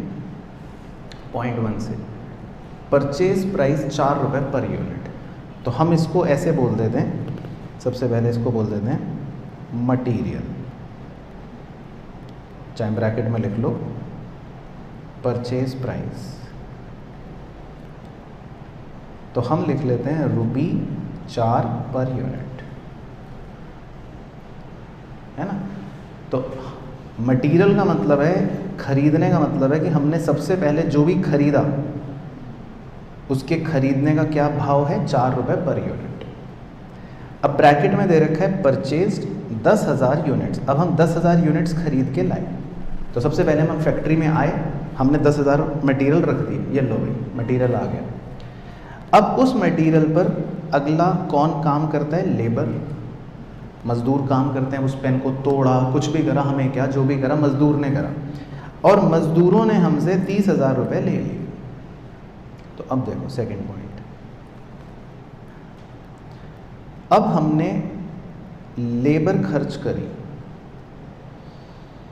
तो आपको ये बताना है निकाल के कि कितने रुपए पर यूनिट लेबर का खर्चा होगा। हमने लेबर को 30,000 रुपये दिए हैं जी, और स्टोरी इमेजिन करते रहना, आप फैक्ट्री में 10,000 पेन लेकर आए। सबसे पहले आपने फैक्ट्री में 10,000 पेन रखे और मज़दूरों को बुलाया, मज़दूर आ जाओ, ये लो पेन। मज़दूरों ने इस पर जो भी करा और वो 30,000 रुपये लेकर चले गए।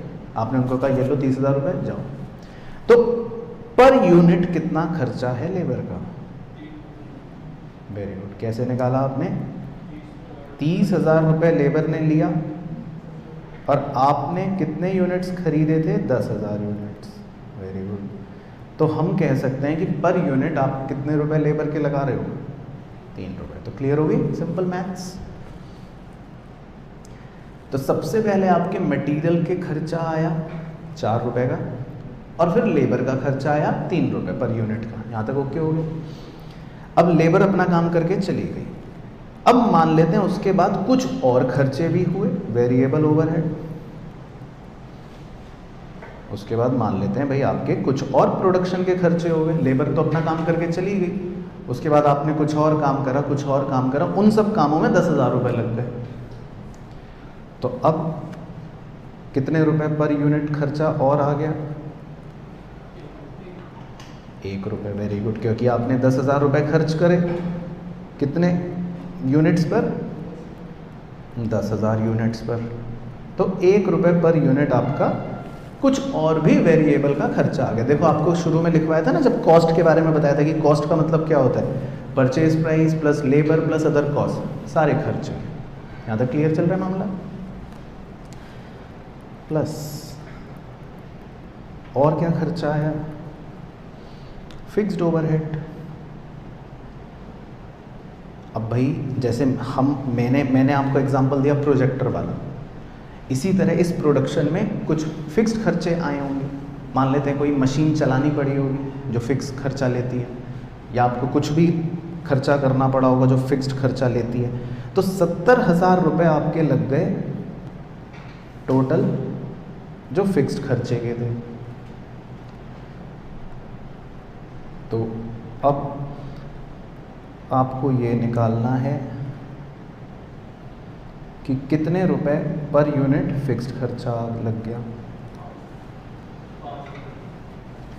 क्यों?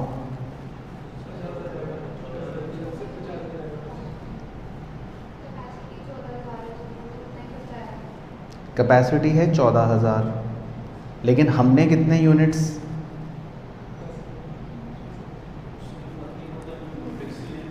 उससे कोई फ़र्क नहीं पड़ता। जैसे मैं आपको एक दूसरा एग्जांपल देता हूँ, जैसे पापड़ बनाने वाली कंपनियाँ होती हैं, तो वो पापड़ पुपड़ बेल कर मान लेते हैं पंखे के नीचे सुखाने रखती हैं। तो पंखा 1 घंटा चलता है तो उन्हें पता है 100 रुपये खर्च होंगे, है ना। अब नीचे चाहे वो 5 पापड़ सुखाएं, 50 पापड़ सुखाएं, एक उनकी कैपेसिटी होती है कि एक बार में हम 100 पापड़ सुखाएंगे। तो बिल्कुल सही आपने कहा, वेरी गुड। तो जब हम फिक्स्ड ओवरहेड निकालते हैं या उसकी बात करते हैं पर यूनिट, तो हमने एक्चुअल में कितने यूनिट्स खरीदे वो इमैटेरियल हो जाता है ना। अब चाहे मैं 1 भी यूनिट खरीदता या मैं 1000 खरीदता, कितने भी खरीदता, वो इमैटेरियल हो जाता है।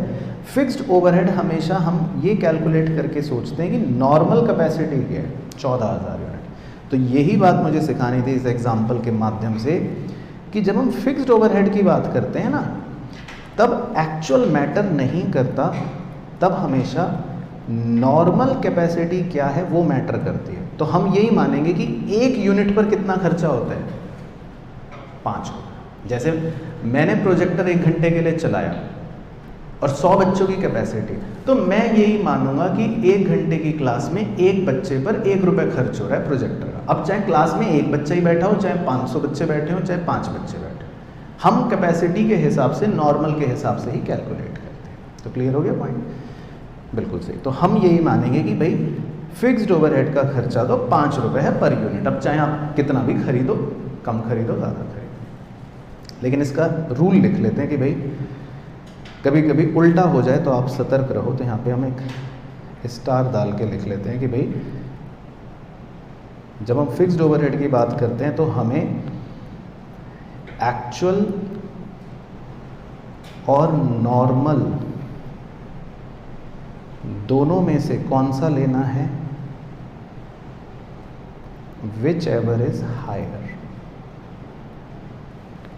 हालांकि एक्चुअल कभी हाई होता नहीं है, तो हम इसीलिए कह देते हैं कि हमेशा नॉर्मल ले लो। लेकिन मान लो हाइपोथेटिकली एक्चुअल ज़्यादा हो जाए, मान लो हम ज़्यादा यूनिट्स खरीद लेते, कैपेसिटी थी 14,000 यूनिट्स की, लेकिन हम मान लो खरीद लेते 20,000 यूनिट्स, तो फिर मैं अप्रोप्रिएट करता 20,000 के हिसाब से, क्योंकि मैंने अपनी नॉर्मल कैपेसिटी को भी एक्सीड कर दिया। तो अब खर्चा सब पर बिटेगा। तो इसीलिए हम रूल लिख लेते हैं, वो ज़्यादा बेटर है कि रूल ये है कि हम हमेशा एक्चुअल यूनिट्स और नॉर्मल यूनिट्स में से जो भी हायर होगा उन यूनिट्स पर ही फिक्स्ड ओवरहेड के खर्चे को एप्रोप्रिएट करेंगे।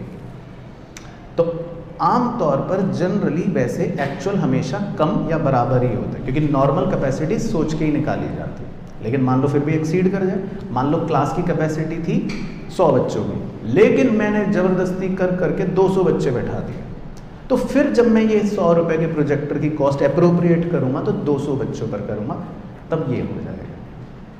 तो क्लियर हो गया? तो ये पॉइंट सिखाने के लिए हमने एग्जाम्पल का यूज़ करा था। तो क्लियर हो गया यहाँ तक? तो फिक्स्ड ओवरहेड का खर्चा आ गया 5 रुपये पर यूनिट।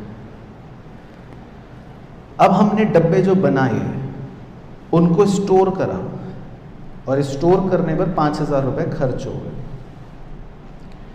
तो अब बताओ स्टोरेज की पर यूनिट कॉस्ट कितनी आ गई?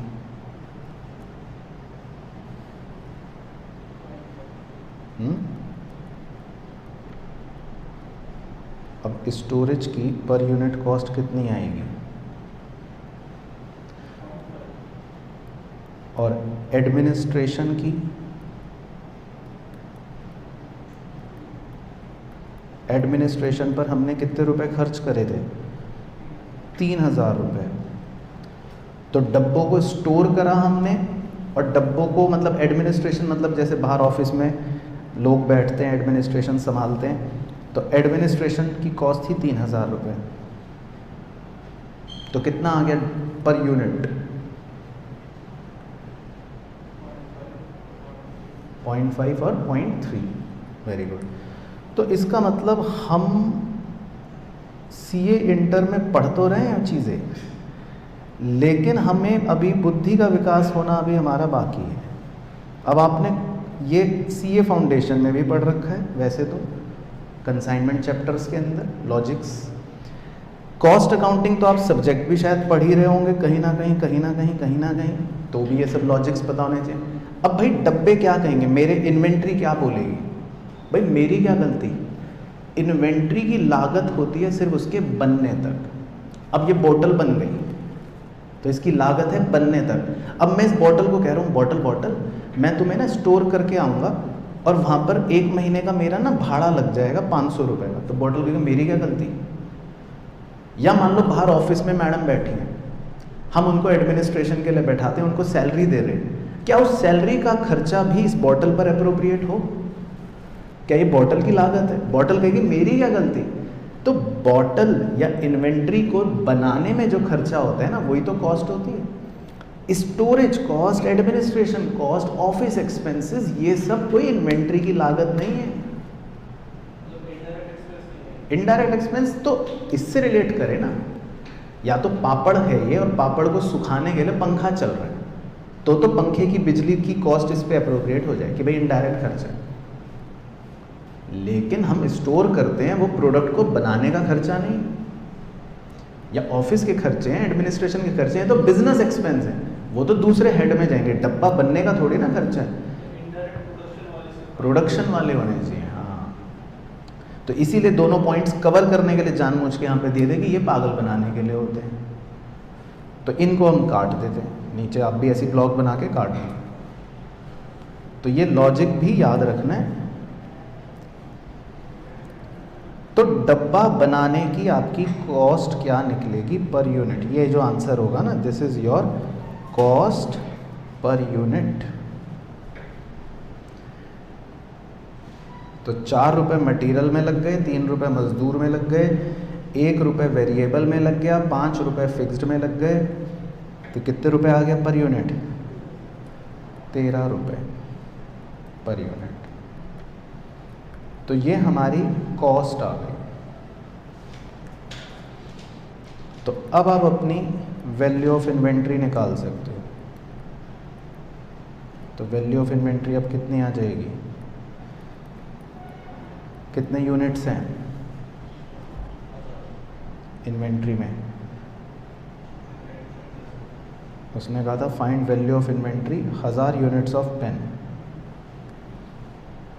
तो 1000 यूनिट्स की क्या वैल्यू आ जाएगी? 13,000।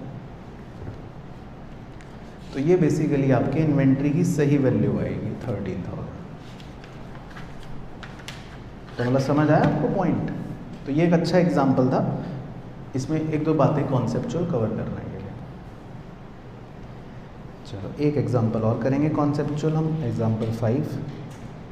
फिर क्वेश्चंस जब बुक के देखेंगे तो आपको समझ आ जाएगा। तो इसमें लिखते हैं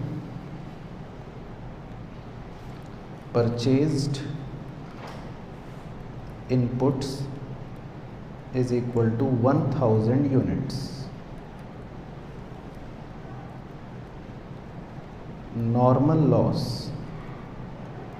is equal to 100 units.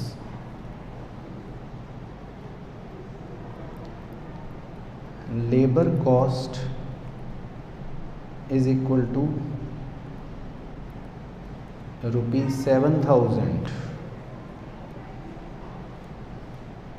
Material cost is equal to ₹10,000। Abnormal loss is equal to 200 units, production overhead is equals to ₹42,000, find value of inventory bracket में 300 units, find value of inventory bracket में 300 units.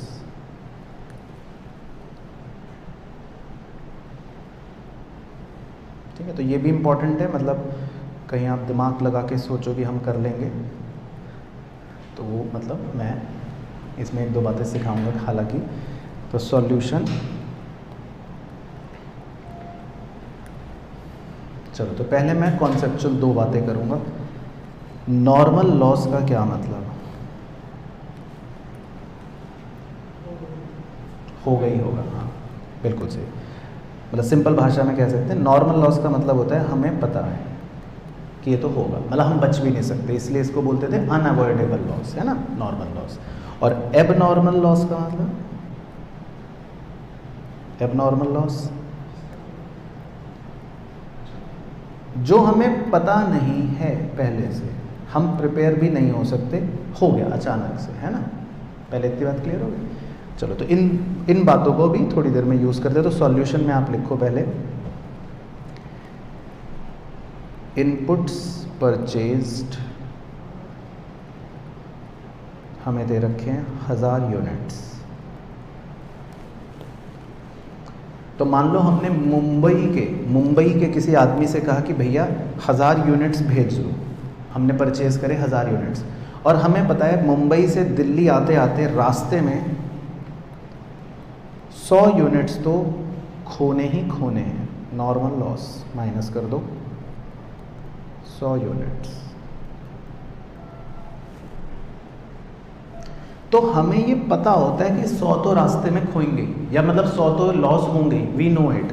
तो we are mentally prepare कि भैया factory में काम जो शुरू होगा वो सिर्फ 900 यूनिट्स पर ही शुरू होगा।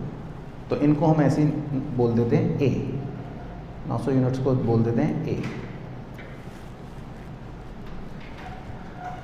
पहले इतना क्लियर हो गया।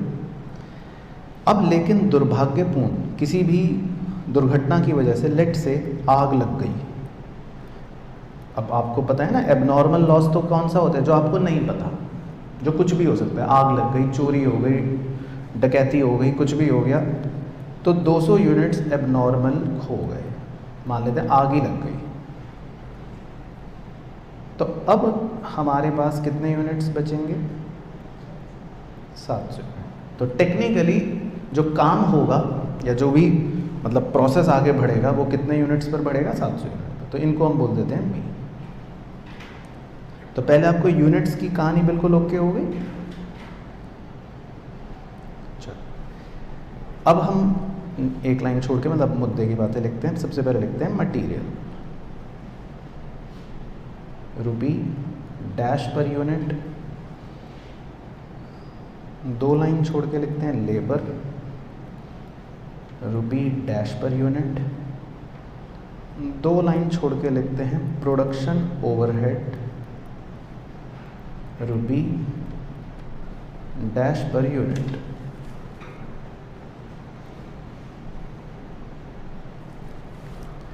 तो अब जो मेन खेल है वो ये है कि भाई हमारा ये तीनों का मतलब जो भी खर्चा आएगा, मटेरियल का, लेबर का, ओवरहेड का, तो वो हम तीनों को जोड़कर आंसर क्या बता देंगे कि हमारी इतनी कॉस्ट आ रही है पर यूनिट, है ना। फिर अपना आंसर निकल जाएगा। तो बस हमको ये सीखना है कि जो कॉस्ट पर यूनिट है वो कितनी होगी, बस अब हमको ये सीखना है। तो इस पर आपके क्या विचार हैं, कॉस्ट पर यूनिट पे? पहले मटेरियल की बात करते हैं। चलो मटेरियल हमने कितने रुपए का ख़रीदा है, मटेरियल कॉस्ट कितनी दे रखी है, 10,000 रुपये, ठीक है। तो मटेरियल कॉस्ट है जी 10,000 रुपये। तो क्या आप ये निकाल सकते हो कि पर यूनिट कितनी,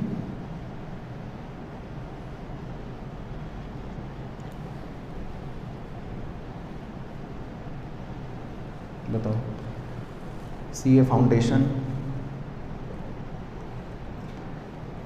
में सिखाया जाता है वैसे तो लॉजिक।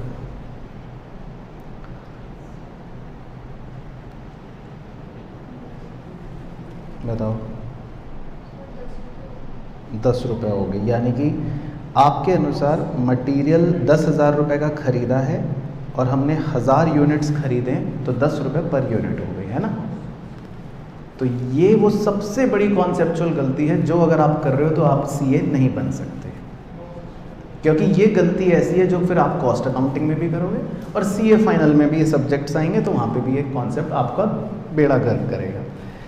तो अब सुने ध्यान से, देखो, अगर हम ये कह दें कि हमने तो 10,000 रुपये का मटेरियल खर्च करा है और 1000 यूनिट्स खरीदे हैं, तो इस हिसाब से कॉस्ट पर यूनिट कितनी आ गई? 10 रुपये। यानी कि हम कह रहे हैं एक यूनिट 10 रुपये की लागत का है, जबकि ऐसा नहीं होता।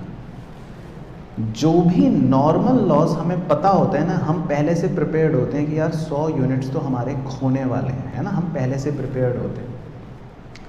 तो हम हमेशा मटेरियल की कॉस्ट का बर्डन बचे हुए 900 यूनिट्स पर अप्रोप्रिएट करते हैं। यानी कि हम ये कहेंगे, हम ये मन में भी सोचेंगे और यही रिकॉर्ड भी करेंगे कि हमारा जो मटेरियल है वो टेक्निकली मतलब कितना आ जाएगा, 11.11 अप्रॉक्सीमेटली मान लो पर यूनिट का। क्योंकि नॉर्मल लॉस जो भी होता है वो हमेशा अपना बर्डन, उसकी अपनी कोई वैल्यू नहीं होती, वो अपना बर्डन बचे हुए रिमेनिंग बॉक्सेस पर बढ़ा देता है। तो अब हम मानेंगे ये कि हमने एक बॉक्स 11 रुपये 11 पैसे का खरीदा है, ये माना जाएगा। हम ये नहीं मानेंगे कि हमने एक बॉक्स 10 का खरीदा था फिर 100 खो गए, कभी भी नहीं। हम मानेंगे ही ये कि नाउ आवर कॉस्ट या material cost per unit is 11 रुपये 11 पैसे, इंक्रीज हो जाती है। इतना पोर्शन आप ऐसे सीए फाउंडेशन में सीखते हो। उसमें भी कंसाइनमेंट के अंदर नॉर्मल लॉस होता था तो वो बचे हुए यूनिट्स की वैल्यू को बढ़ा देता था, कॉस्ट को बढ़ा देता था, ठीक है। तो हमेशा ये लॉजिक याद रखना है, आपको आगे भी काम आएगा। तो नॉर्मल लॉस जो होता है वो हमेशा आपके रिमेनिंग यूनिट्स की लागत को बढ़ा देता है ना। तो पहले इतना काम कर लेते हैं। तो ये जो मटेरियल है आपका 10,000 रुपये का, हम इसको 900 यूनिट से भाग देंगे।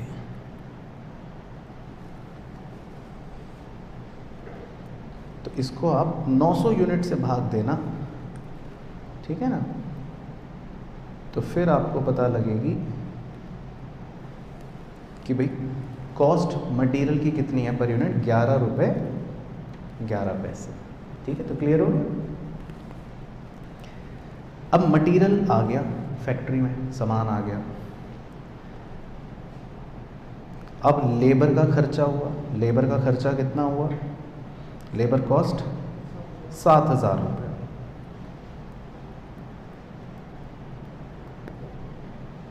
तो अब लेबर कॉस्ट बताओ पर यूनिट। लेबर का खर्चा हुआ 7,000 रुपये।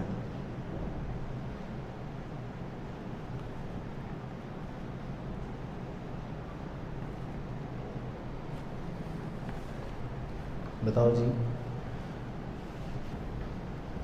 7.77 सबका ये याद है? ठीक है। तो किससे डिवाइड करा? 900 यूनिट से, है ना। तो यही अब आपको मुझे चीज़ सिखानी है, सितारा। अब देखो, लेबर सोचना है, लेबर मजदूर। हम ये मानते हैं कि मजदूर जब काम करेगा तो कौन से डब्बों पर करेगा?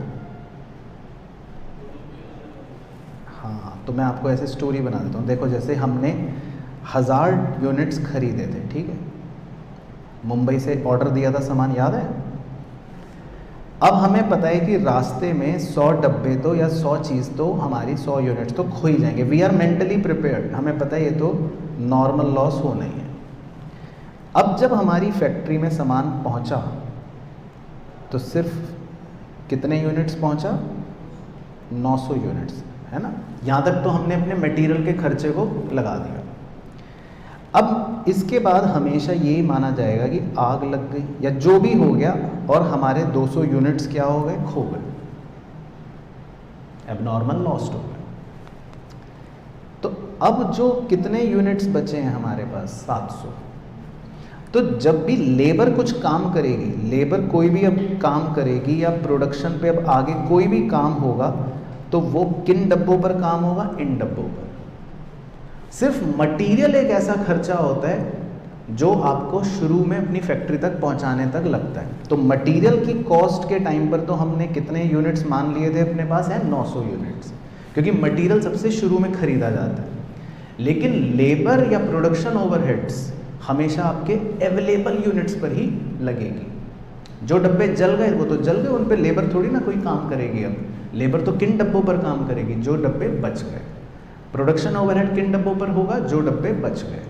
तो इसीलिए इस ऑर्डर में, याद है आप अगर कॉस्ट अकाउंटिंग पढ़ते तो इसी ऑर्डर में रटवाते हैं आपको, या चैप्टर भी इसी ऑर्डर में होता है, पहले मटेरियल, फिर लेबर, फिर ओवरहेड। तो लेबर और ओवरहेड जो ये खर्चे हैं, ये सिर्फ आपके कौन से यूनिट्स पर लगेंगे, जो आपके पास अब बचे हुए हैं, यानी कि 700 डब्बे। तो इसीलिए मतलब हमें ध्यान रखना है। अब देखो, जब हम लेबर की कॉस्ट को अप्रोप्रिएट करेंगे तो सिर्फ हम 700 यूनिट्स के हिसाब से ही अप्रोप्रिएट करेंगे। तो कॉस्ट पर यूनिट कितनी आएगी, 10। एंड सिमिलरली प्रोडक्शन 42,000 रुपये हमने खर्च करे, तो ये भी कितने यूनिट्स पर ही करे होंगे, 700 यूनिट्स पर, क्योंकि ये सब चीज़ें तो हम अपने अवेलेबल यूनिट्स पर ही करेंगे खर्च। तो ये भी हमारे अवेलेबल यूनिट्स पर ही होंगे खर्च। तो कितने रुपए आ जाएगी, 60। तो इस क्वेश्चन से मुझे आपको ये वाला पॉइंट कवर करवाना था।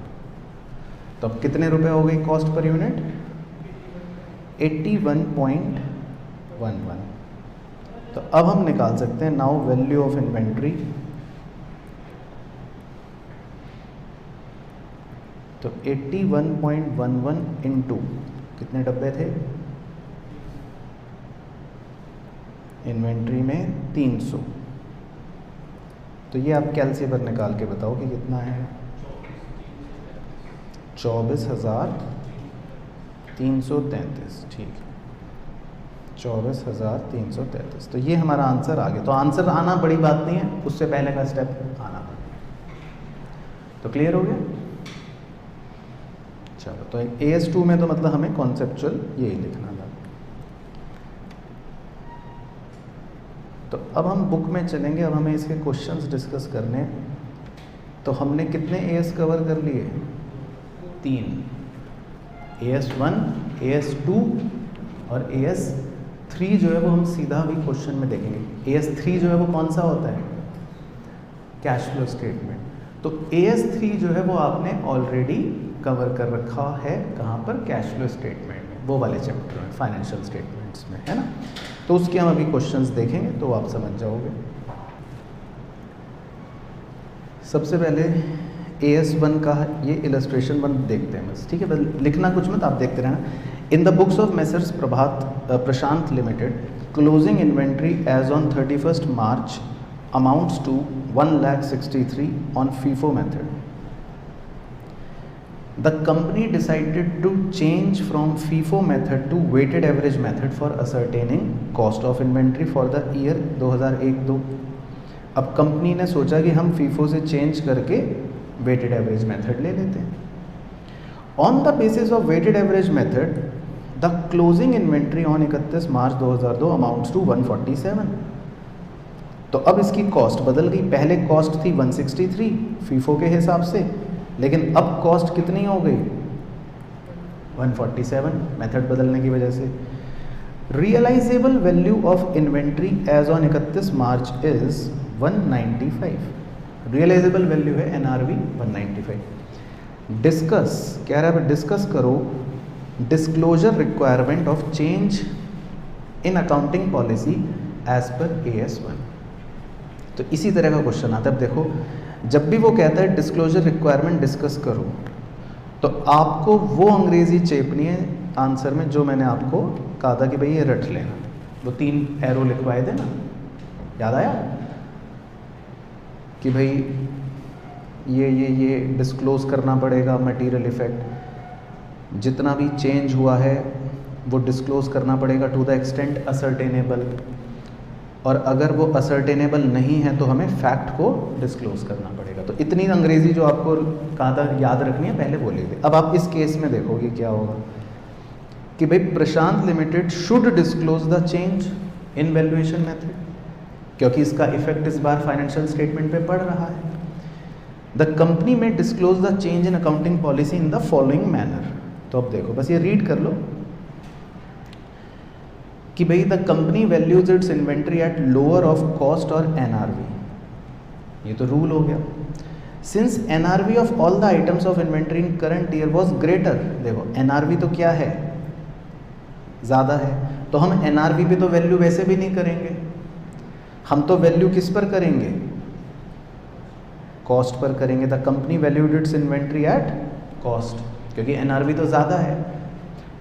तो वो ये कह रहा है कि प्रेजेंट ईयर में जो चेंज हुआ weighted average method which reflects the consumption pattern of inventory for ascertaining cost from earlier practice of using FIFO, the change in policy has reduced current profit and inventory by 16,000 रुपये। बस, तो आपको ये conclusion लिखना है main, और वो समझ गए कैसे। देखो पहले इन्वेंट्री की वैल्यू कितनी होती, 163, क्योंकि आप वो लेते कॉस्ट, लेकिन अब इन्वेंट्री की वैल्यू क्या लोगे आप, 147। तो जैसे ही आपका क्लोजिंग स्टॉक की वैल्यू कम होगी तो दैट मीन्स आपके प्रॉफिट्स भी क्या हो जाएंगे, कम हो जाएंगे ना। और कितने रुपए से कम हो जाएंगे, 19,000। तो बस आपको ये लिखना है, इसमें ये दे रखा है कि मतलब 16,000 से, कि भाई हमारे प्रॉफिट्स जो हैं वो कितने रुपए से कम हो जाएंगे, 16,000 से। तो क्लियर हो गया। ऐसी इलस्ट्रेशन 2 है, वो भी डिस्क्लोजर पे ही है, एक बार देख लो। इसमें लिखा है J limited had made rights issue of shares in 2002। In the offer document to its member it has projected a surplus of 40 crore during the accounting year ended 31 March 2002। द ड्राफ्ट रिजल्ट्स for the year prepared on the hire to followed accounting policies and presented for pursual of board of directors showed a deficit of 10 crore. Draft results का मतलब है कि अभी पक्के नहीं बने, लेकिन अभी जब पहले दौर में फाइनेंशियल्स बनाए तो पता लगा कि 10,000 की शायद कमी है, 10 करोड़ की कमी है। The board in consultation with MD decided on the following. अब बोर्ड ने सोचा चलो भाई अब कुछ बातें हैं। नंबर 1, अब यहाँ से पढ़ना, value year end inventory at work costing 50 crore instead of hearth to method of valuation of inventory at prime cost 30 crore. तो इसका मतलब है कि ये कंपनी क्या करना चाह रही है, कंपनी कह रही है कि जो हमने पहले मेथड लगा रखा है इन्वेंट्री का प्राइम कॉस्ट के हिसाब से, तो उसमें तो इन्वेंट्री है 30 करोड़ की, लेकिन अब इसको बदल कर वो मेथड वो इन्वेंट्री को वर्क कॉस्ट पर दिखाना चाहते हैं, यानी 50 करोड़। तो अभी पिछले सवाल में भी आपने सेम चीज़ देखी थी कि इन्वेंट्री की वैल्यू चेंज हो जाएगी। तो पहले 30 करोड़ थी, अब 50 करोड़ हो जाएगी। तो हम क्या कहेंगे कि इस बार इस चेंज की वजह से प्रॉफिट क्या हो जाएगा, बढ़ जाएगा। कितने करोड़ से, 20 करोड़ से। तो पहले पॉइंट का आपको आंसर दिखा देता हूँ बस। पहले तो वही अंग्रेजी आ गई रटने वाली। तो देखो पहले पॉइंट का आंसर देखो कि भाई इन्वेंट्री की वैल्यू ऐसे ऐसे थी पिछले साल, इस बार कंपनी ने चेंज कर दिया। तो एज ए रिजल्ट के बाद पढ़ना, ईयर एंड की इन्वेंट्री की वैल्यू 50 करोड़ हो जाएगी एंड प्रॉफिट, पढ़ो क्या लिखा है, इंक्रीज हो जाएगा। कितने से, 20 करोड़ से। तो आप समझ गए। अब ये ध्यान रखना कि एग्ज़ाम में आप ये वाले आंसर्स को अच्छे से रीड कर लेना, क्योंकि एग्ज़ाम में आपकी लैंग्वेज ऐसी होनी चाहिए, जितनी इतनी ऐसी होगी उतना आईसीआई खुश रहेगा। अब देखो सेकंड पॉइंट,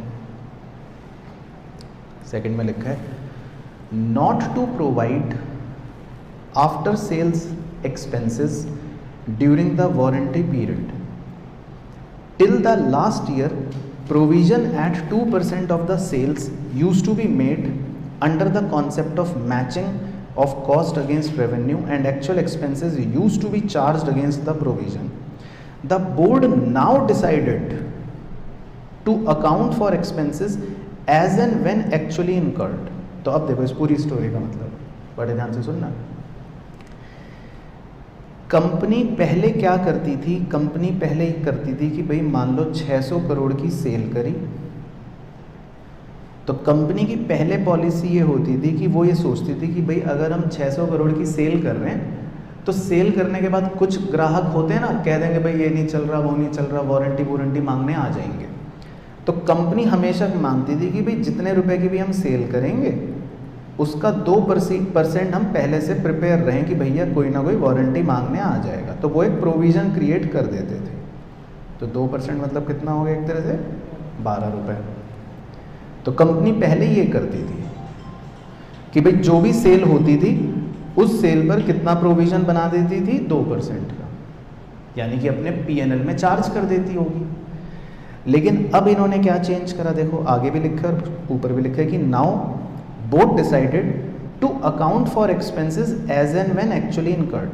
मतलब अब वो चाहते हैं कि ये प्रोविजन ना बने, शुरू में भी इधर रखा है not to provide for after sales expenses.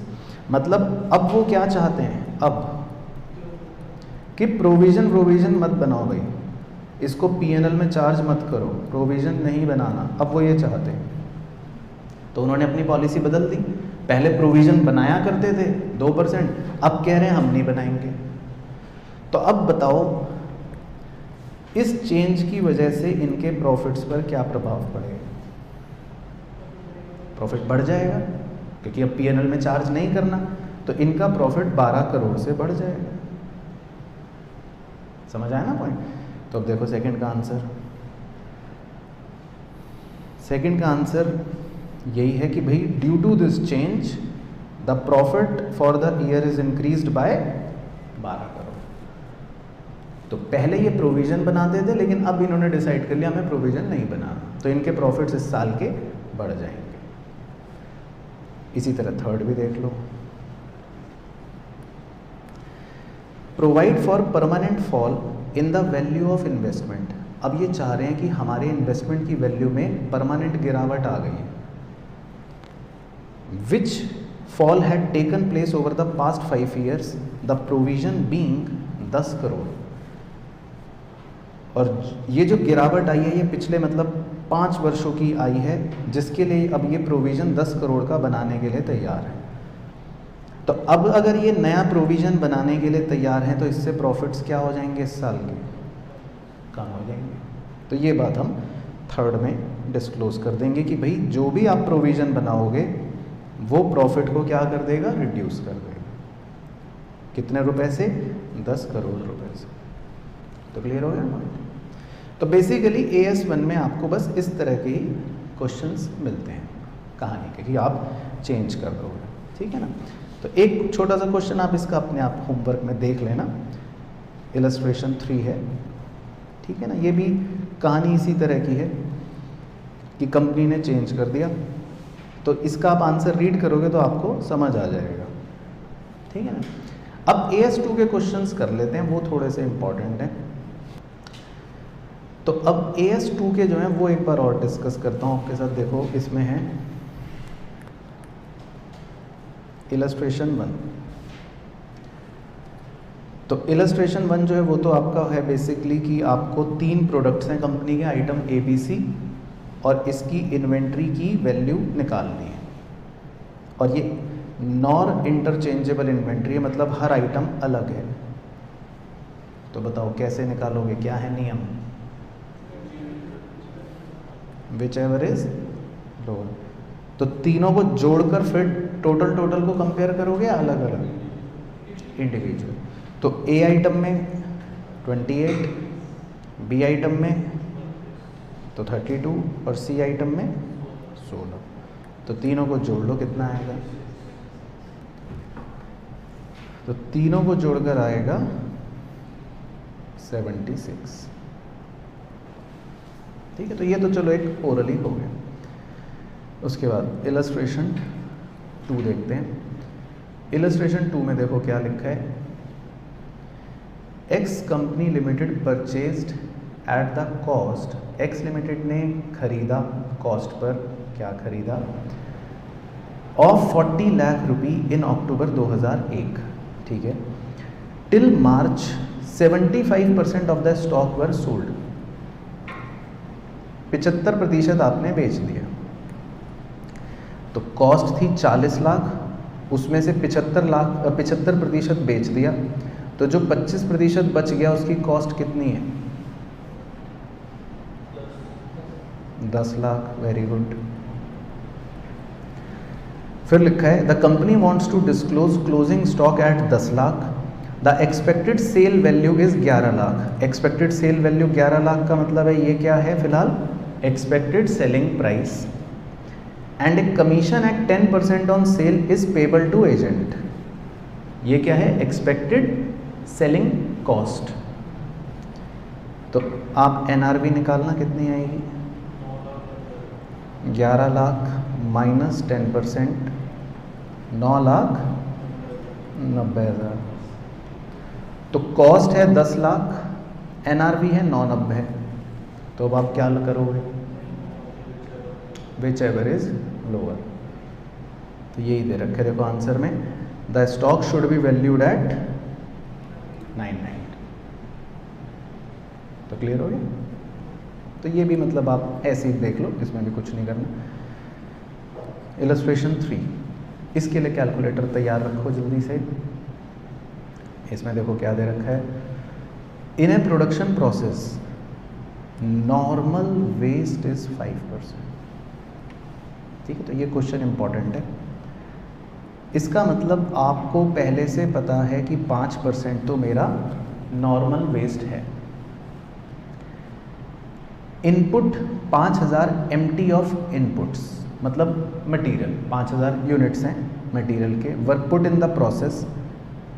तो एक बार ये निकालना कि भाई अगर 5% आपको पता है नॉर्मल लॉस है और 5000 मटेरियल इनपुट है, तो नॉर्मल लॉस कितना? 250। तो आपके पास कितने यूनिट्स बचेंगे? 4750। हालांकि उसने देखो आगे दे रखा है the process resulting in wastage of 300 material. तो इससे क्या इंटरप्रेट करा हमने? Very good. इसका मतलब वो कह रहा है 300 मटेरियल लॉस्ट हुए हैं, तो इसका मतलब 250 तो नॉर्मल थे, तो 50 इसका मतलब नॉर्मल हुए होंगे। तो अगर मुझे लेबर और प्रोडक्शन ओवरहेड एप्रोप्रिएट करना हो तो वो मैं 4700 यूनिट्स पर करूंगा, लेकिन अगर मटेरियल को एप्रोप्रिएट करना होगा तो 4750। तो क्लियर हो गया? तो ये आपको एग्जांपल 5 में जो सिखाया था। तो वो कह रहा है cost per material of input is 1000 रुपये।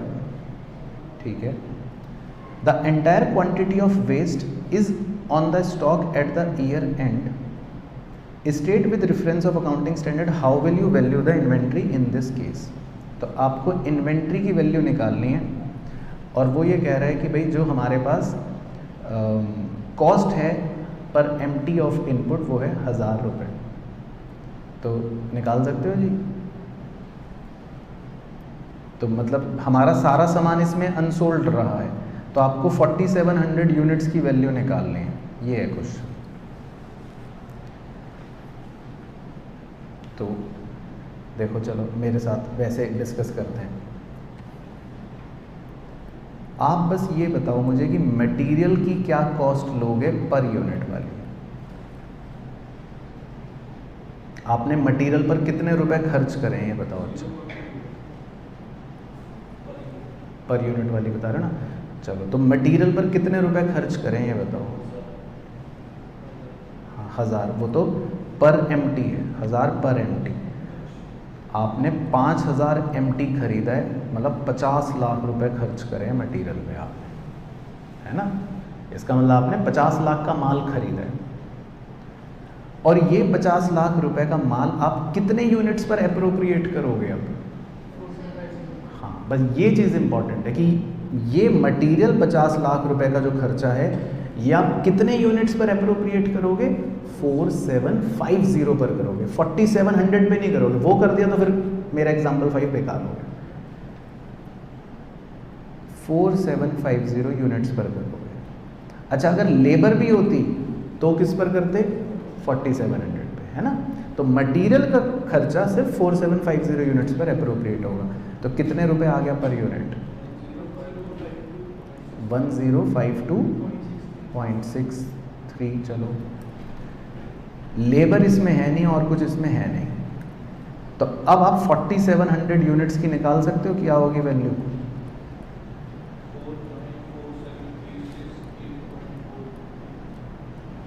ठीक है, मतलब कैलसी पे कितना आ रहा है? 4947368 अप्रॉक्सीमेटली 0.44। ठीक, तो समझ आया ये वाला? तो मतलब अगर आप इसका आंसर आपको दिखाऊं, ये इसका, तो इन्होंने भी यही दे रखे है कि एज पर AS2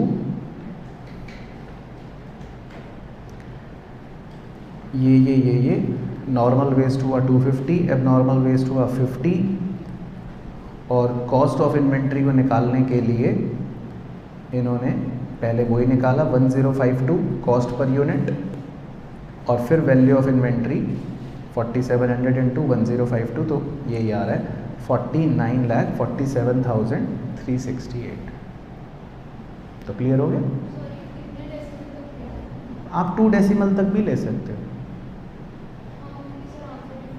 हाँ, वो तो कोई बात नहीं, वो तो इंस्टीट्यूट को पता है, तो अप्रॉक्स इन्होंने भी इसीलिए अप्रॉक्स करके छोड़ दी। ठीक है, बट कॉन्सेप्ट समझ आया ना इसका? चलो इलस्ट्रेशन 4 देखते हैं। ये भी देखो बढ़िया क्वेश्चन है, हमारे एग्जाम्पल में सिखाया था। You are required to value the inventory per KG of finished goods consisting material cost 200 रुपये पर केजी, चलो ठीक है। डायरेक्ट लेबर 40 रुपये पर केजी, चलो ये भी ठीक है। डायरेक्ट वेरिएबल ओवरहेड 20 रुपये पर केजी, ठीक है। Fixed production charges for the year, अब ध्यान से पढ़ना, with normal working capacity of 2 lakh kilo is 20 lakh रुपए। तो फिक्स्ड प्रोडक्शन ओवरहेड पर चर्चा कर लेते हैं। तो आपने फिक्स्ड प्रोडक्शन पर 20 लाख रुपए खर्च करें, ठीक है। और मुझे अगर पर यूनिट खर्चा निकालना है या पर केजी, तो अब हम कितने यूनिट से डिवाइड करेंगे? 2 लाख से। इसमें तो खैर एक्चुअल दे भी नहीं रखा, लेकिन वैसे रूल बताओ, एक्चुअल और normal whichever is higher. तो खैर इसमें तो आपका काम आसान हो गया। तो 10 रुपये पर यूनिट तो फिक्स्ड ओवरहेड आ गया। तो अब ये चारों जोड़ लो, 10 और 200 और 40 और 20, 270। तो वो कह रहा है 4000 किलो के फिनिश्ड गुड्स की क्या वैल्यू होगी? तो 4000 इंटू 270 कितना आ गया? 1080। तो बस उसने भी यही दे रखा है 1080। तो क्लियर हो गए दोनों? तो AS1 सिर्फ थ्योरेटिकल होगा, AS2 में आपके इस तरह के छोटे क्वेश्चन होंगे, ठीक है ना। चलो अब होमवर्क के लिए मैं आपको बता देता हूँ। अब जैसे कैश फ्लो स्टेटमेंट जो है ना आपका AS3, अब ये आपने क्योंकि ऑलरेडी पढ़ रखा है कैश फ्लो स्टेटमेंट, तो कि कैश फ्लो कैसे बनाते हैं, डायरेक्ट मेथड, इनडायरेक्ट मेथड, अलग अलग एक्टिविटियाँ, ये वो। तो इसमें होमवर्क में आप ट्राई करना, इसी बहाने आपका कैश फ्लो का रिवीजन भी हो जाएगा। जैसे इसमें छोटे मैं एग्जाम दिखाता हूँ कैसे क्वेश्चन है। इसमें आपसे ये पूछता है एक्टिविटी बताओ, एक्टिविटी पहचानो। जैसे देखो ये इलस्ट्रेशन 1 कि भाई आपको एक्टिविटी पहचाननी है कि ये ऑपरेटिंग है, इन्वेस्टिंग है या फाइनेंसिंग, ठीक है। तो ये आप होमवर्क में कर लेना, सिंपल है। इसी तरह इलस्ट्रेशन 2 इसमें उसने बोला कि भाई हमने 10 लाख रुपए के डिबेंचर्स खरीदे, ये तो चलो मेरे साथ ही ऐसे दिखा देता हूँ, ठीक है, 10 लाख रुपए के डिबेंचर्स खरीदे which are redeemable within 3 months, तो इनकी अवधि 3 महीने से भी छोटी है। तो वो ये पूछ रहे हैं कि आप इसको कैश फ्लो स्टेटमेंट में अब क्या मानोगे। तो अगर आप कोई ऐसा इन्वेस्टमेंट करते हो जिसकी अवधि, जिसकी ड्यूरेशन 3 महीने से भी छोटी है, तो दैट मीन्स ये मार्केटेबल या करंट इन्वेस्टमेंट है, सिक्योरिटी हो गई। तो हम इसको क्या ट्रीट करेंगे अपने लिए, कैश एंड कैश इक्विवेलेंट है बस। और इसी को वो कह रहे हैं कि अगर मान लो ये ज़्यादा लंबे समय के लिए खरीदते आप इन्वेस्टमेंट लॉन्ग टर्म के लिए, तो फिर हम इसको कौन सी एक्टिविटी में ट्रीट कर लेते, इन्वेस्टिंग। तो ये इलस्ट्रेशन मतलब कोई इलस्ट्रेशन एग्जाम के लिए नहीं, बेसिक कहानी है आपको जो पता है। अब इसी तरह इलस्ट्रेशन 3 ये आप होमवर्क में कर सकते हो, छोटा सा इलस्ट्रेशन है, इसमें भी आपको एक्टिविटी क्लासीफाई करनी है कि कौन सा ऑपरेटिंग है, कौन सा इन्वेस्टिंग है, कौन सा फाइनेंसिंग है, ठीक है, ये भी सिंपल है। और एक इलस्ट्रेशन 4 जो है लास्ट इसमें, उसमें आपको इन्होंने वैसे दे रखा है कि कैश फ्लो स्टेटमेंट बनाओ। डेबिट साइड में आप ये कैश अकाउंट दे रखा है आपको, डेबिट साइड में सारे रिसिप्ट्स लिख रखे हैं और क्रेडिट साइड में आपकी सारी पेमेंट्स लिख रखी हैं। तो आपको याद है ना डायरेक्ट मेथड जिसमें रिसिप्ट्स होते थे और पेमेंट्स आपको पूरी दी होती थी, तो बस आपको कैश फ्लो स्टेटमेंट बनाना है। तो ये एक बार आप चाहे होमवर्क में ट्राई कर लेना, तो इसमें आपका इजीली बन जाएगा, मतलब और कुछ इसमें है नहीं। एंड इसी तरह इलस्ट्रेशन जो 5 है ये भी आपका मतलब कैश फ्लो स्टेटमेंट पर ही बेस्ड है, तो इसमें भी आप कैश फ्लो स्टेटमेंट बना सकते हो, खाली इन्वेस्टिंग एक्टिविटी का वो जो पूछ रहा है, ठीक है ना। तो ये क्वेश्चंस चाहे आप कैश फ्लो को रिवाइज करने के बाद कर लेना, या फिर अगर याद है तो पहले भी कर सकते हो, ठीक है ना। मतलब इस एएस में बस आपको मेनली यही करना है। तो बाकी देखो इंस्टीट्यूट भी कह रहा है कि for detail presentation of cash flow statement and problems of application of AS3 student are advise to refer unit 2 ऑफ चैप्टर 4, ठीक है। चलो तो बस यही करना था आज, बाकी फिर करते हैं नेक्स्ट क्लास में।